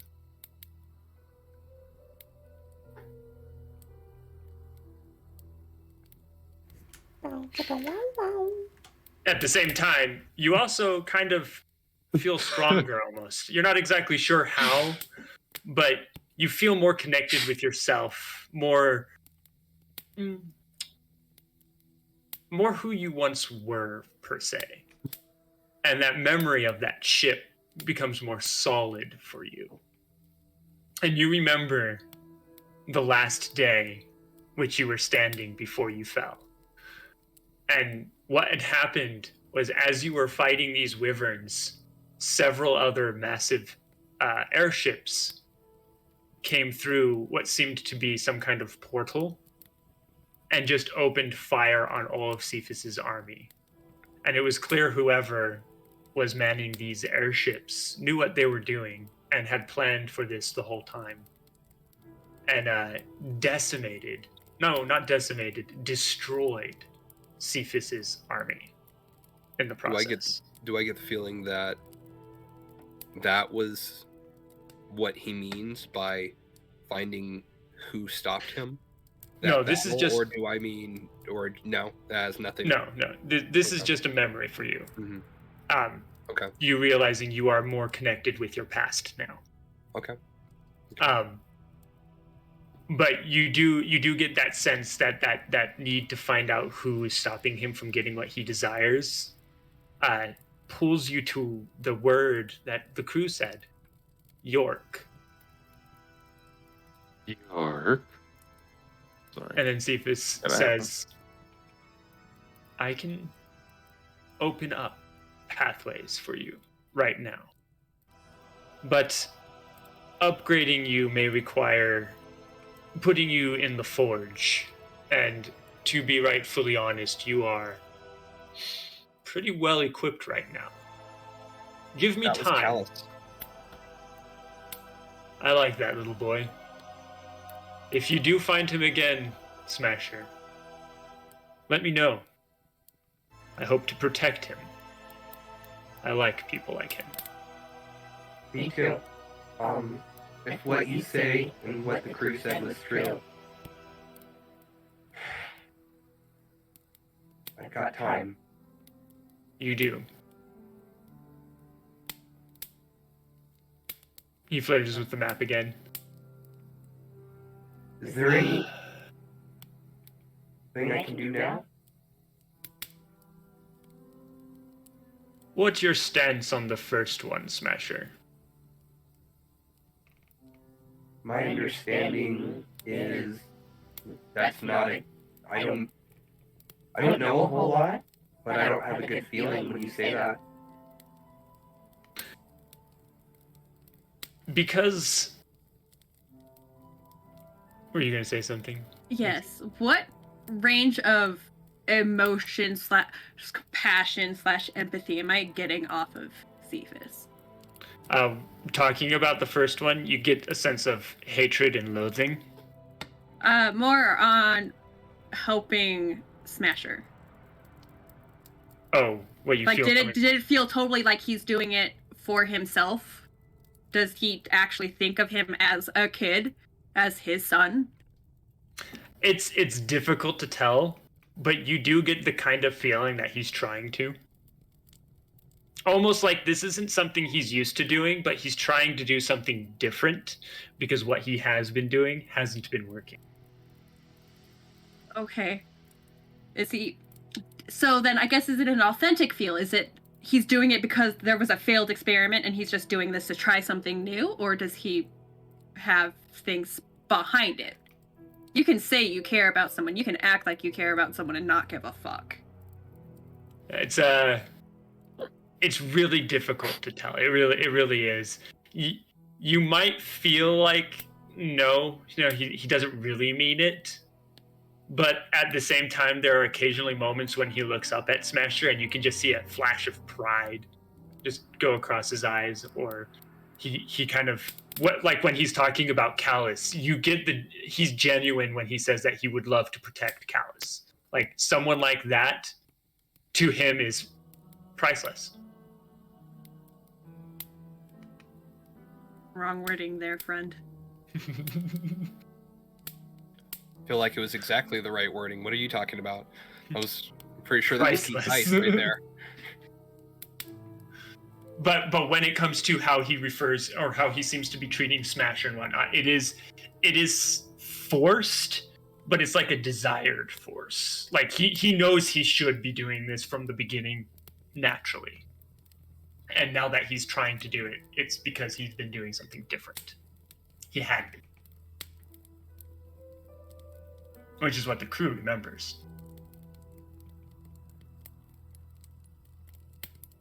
What smells am I picking up? Metallic.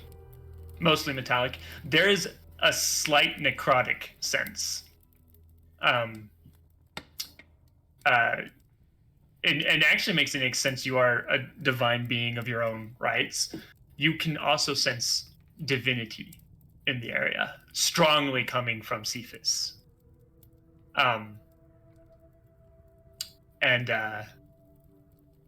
But mostly it's just metal and oil.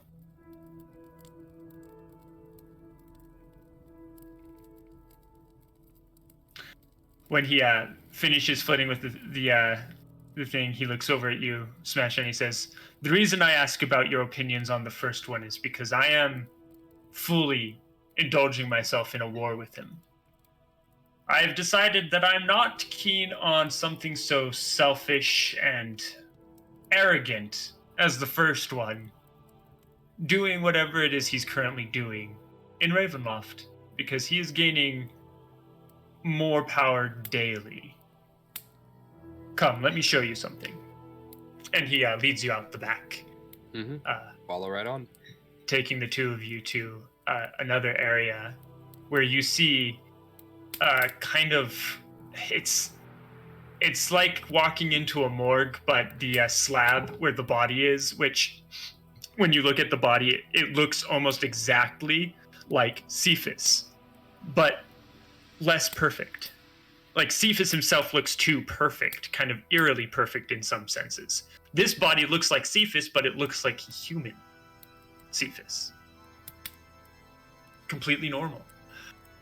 It sits on this slab, and there's these wires coming, like thick cables coming from the bottom of the slab, and then wires coming from these little nodules on the body, a head thing on the head of the body, and all these cables and wires.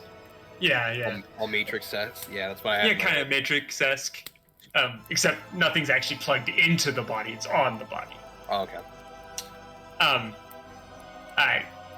and the wires lead to these kind of tubings. One of them is kind of shaped like a lantern, and it's big. It's bigger than you, Smasher, but it is full of swirling greenish energy that just continuously revolves in around itself, and occasionally you get a glimpse of what looks like a face.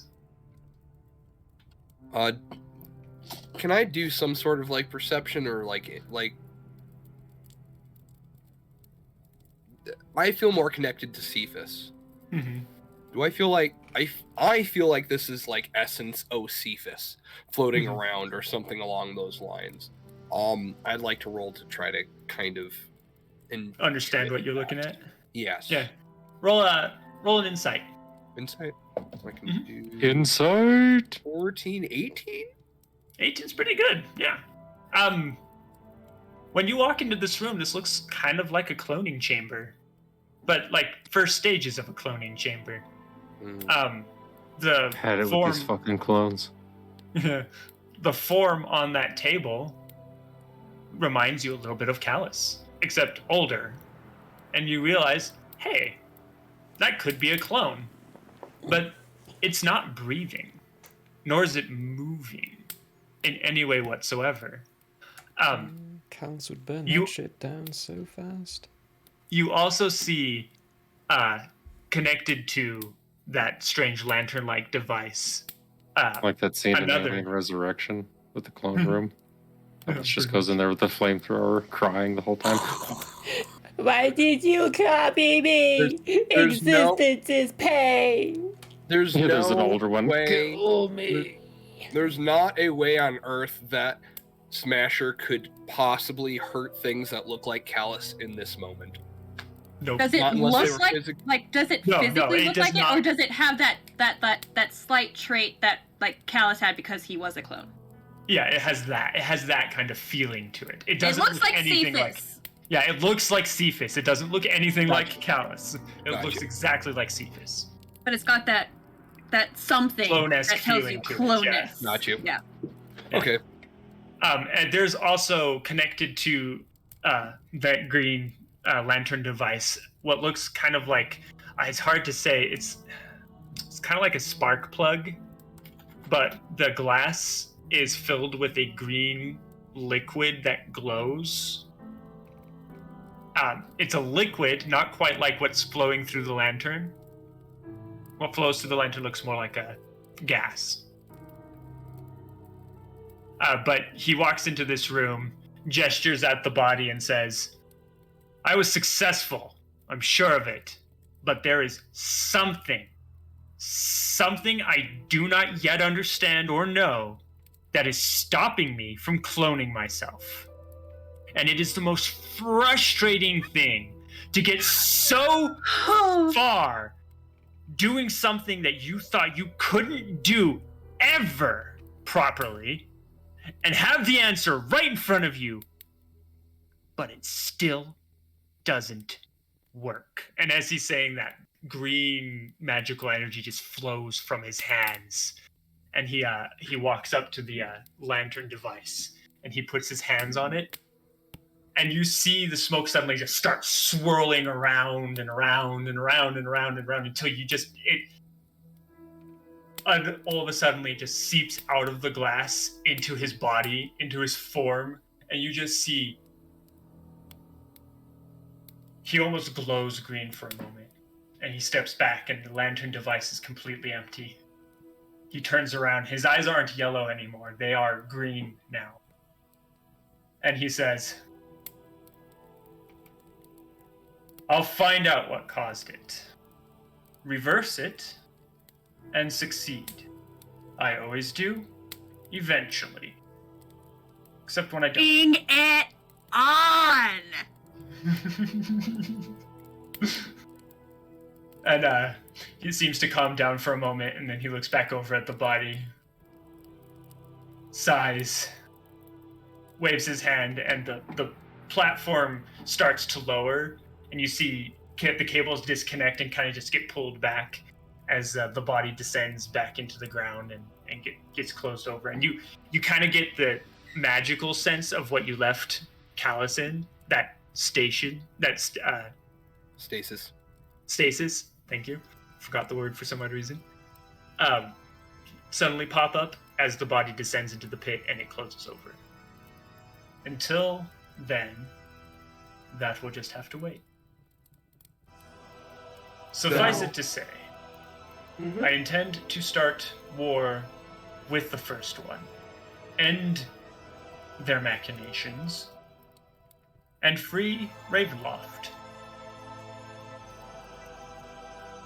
Okay.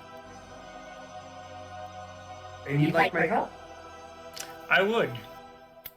To start, is there any way I can either kill the Dark Lord in Barovia or gain his alliance?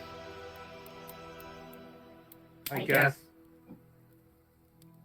Well, so we met the Dark Lord of Barovia when we left. Yeah, Vlad. That was Vlad. The werewolf, completely white. Like he was very pale himself, completely naked, long white hair down to his buttocks. Well, because we have good relations Absolute. with that guy. Seems like huge unit on Mixie him. at this point will try and get her tail in his face to try and get his attention.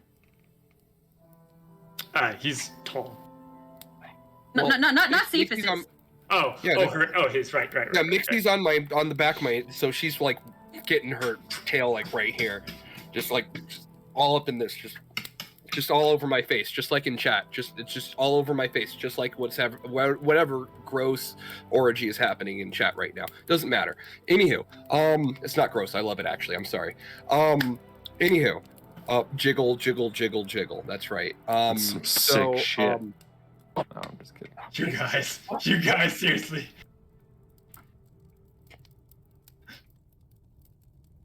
Anyway.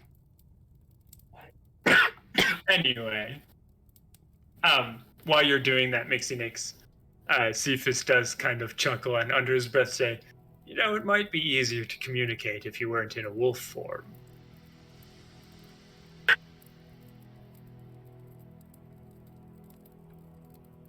My daddy's okay. He just blinks at him. What makes he? We know that we know the Lord of Barovia. We just ran into him. I could try to have a conversation. I feel like he'd probably listen to you better than he'd listen to me. Do you know what his name was? Is? Yeah, would be bad, right? Vlad. Vlad. There's a pause as he was in the process of reaching out to pluck that kind of glass bead out from the machine it was in. He stops and he goes, "Massive individual, werewolf." Well, Dad, you built me.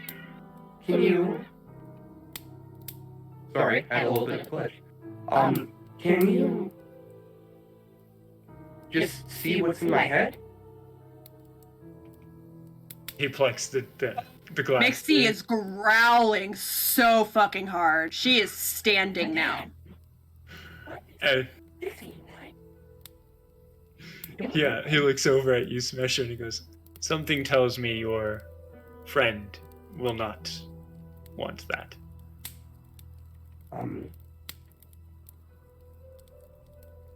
Yes, he's a big guy. Bigger than me. I'm not saying a lot. I know Vlad. I've met him once. Before Ravenloft. I think I could talk to him myself. Is there anyone else in Barovia that might help? We've come across a few friends in Barovia, actually. And I mean, I'm sure if they're friends of mine, they'd be friends of yours, right? I would hope. But you can never assume. Mixie tries to change shape. Alright, roll a constitution save for me. And as you do that, he does say, "I have made many mistakes in my past, Smasher. So there may be individuals out there who do not 17. hold me in high light. 17. You succeed, and you can change it. Oh, I'm standing on the shoulders, arms crossed. Pissed. Glaring. What? Am I not wrong? I mean, I've made mistakes. I'm sure people will not like me. Have as many people as I hear not like you. Not like you.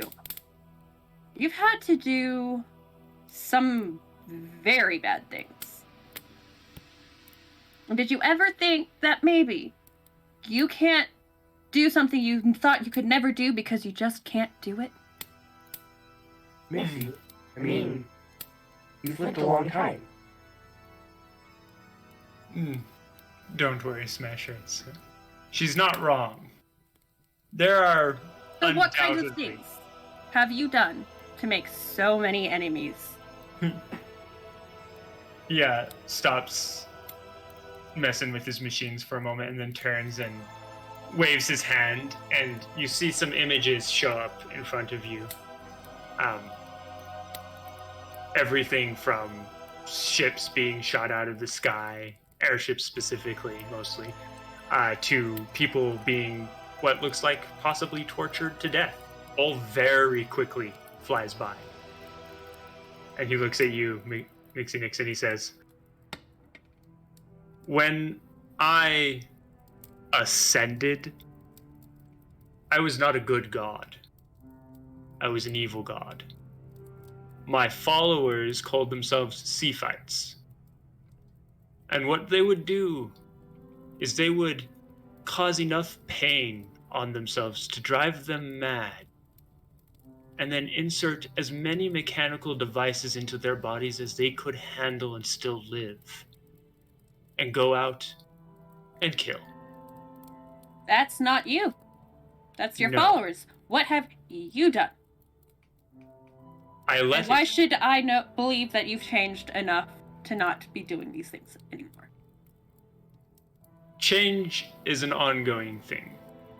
In this case, though, that specifically being the example I gave, I destroyed that religious following, killed all of them, ended every priesthood of Sephites, and then I descended and stopped calling myself a god, because despite having divinity, I am no more a god than the small little piece of dirt under my nail. And then he turns back around and pulls a lever down, and all his machines turn off. And he turns back to you and he goes, it takes a lot to eventually get to that point. And sometimes it takes a great fall. I have fallen, Mixie Nix, which means I have a climb ahead of me. It is undoubtful that anyone you meet who knows me will hate me.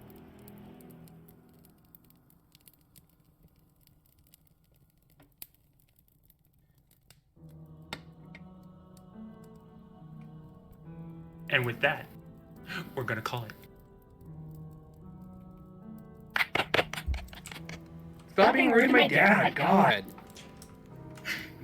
Meanwhile, What was she's mad at you now? You introduced her as a friend, and Velosaur she's just hurt. chilling in You his were there bedroom. in conversation he just Screwing had with away. the crew, man. Had a gun. Screwing away. Screwing away. Just two bros screwing away. Anyway. Just screwing, Screwing screwing away. together. Oh. Oh, That was a dear. fun one. Yeah, yeah. I was not expecting that, to be honest, but I was hoping you guys would have a conversation with Cephas soon. Can we all just realize the fact that this whole thing could have gone so many different ways? If Velosaur had seen the lady turn into what she did, combat. Combat. Valisor heard the conversation Immediately. between Smasher and crew. Combat. Immediately. Valisor had been in that room with the two of you. Combat. Yep. I'm so glad I left. All those Yeah, times. Valisor leaving was pretty key. Because that lady was definitely from hell. Trust your nose! What hell was she from? My question is, why is everybody trying to fight? Like, this is obviously a normal thing. There's a teleportation circle in a tavern. That is obviously there by design. Things come in and out. And then everybody wants to just pick fights with everything. Y'all so goddamn confrontational. It's not everything or everyone. It's just demons and people from hell and those who You mean can't say that. Anything that's impure. So everything and everyone. Among other things. So. The first thing I did was get shot by Deshane, hence why I punched him. True. So And I took the hit. Yes, it is. He shot He didn't first. hit you, he shot at you, but did not Deshane shoot. shot first. Oh, okay. In that Yeah. case, no, that does make sense. It does make sense that the And then resident edgelord did. the orcs was that's how we greeted each other inside Daggerfin, the orc community. So the assumption was that's how the Same greeting thing goes as here. well. Same thing here. Smasher's just got a completely wrong perspective on Valisor. Although he does mean, totally Smasher just did actually have want to a- kill everything. Yeah. Smasher's also kind of been in a bad place when Valisor appeared, so. Anyway. This is true. This is true. What a beautiful chat. Yes. Yes. Whatever fresh hell was going on in the chat, I don't know, but Super fresh in chat, yo. See, they can't hear me right I'm now. kind of glad I wasn't but- paying too much attention to chat tonight because I had to be in a specific mindset to see this. which I know, have- I had to stop paying attention, otherwise I was not going to be serious, Mama Mixie. Dixie was needed. Oh, She what is a delight. someone very powerful who knows that we're not good. So we'll see where that goes tto. it's bedtime, folks. What do you It's say? bedtime. It's time I'm to, so time to sleep. tired. Time to sleep. I'm gonna go. All right. Well, Bye. All of Thanks, you should. everyone. Fucking Love you cut all. it. Cut the tape. No, the feed. don't cut yet. We're gonna raid someone actually after the outro. TikTok, So I'm doing lots of TikTok stuff. Smoky Night 393. follow his Just TikTok. TikTok. I posted like 5 Do today. the things. Please make me go viral. I do funny things. Do all the fun Love you all. stuff. We love you all. I'll do Discord I'll do, You're tips. beautiful people. Discord, buy our merch, follow I'll our do the socials, things you guys were talking about in chat to you. Just all saying. those lovely things. You're wonderful people. I'm ending it. Stick around though. We're raiding Bye. someone. Get those points. Yes, they are raiding someone. I'll see you guys later. Bye. Where is it? Here it is.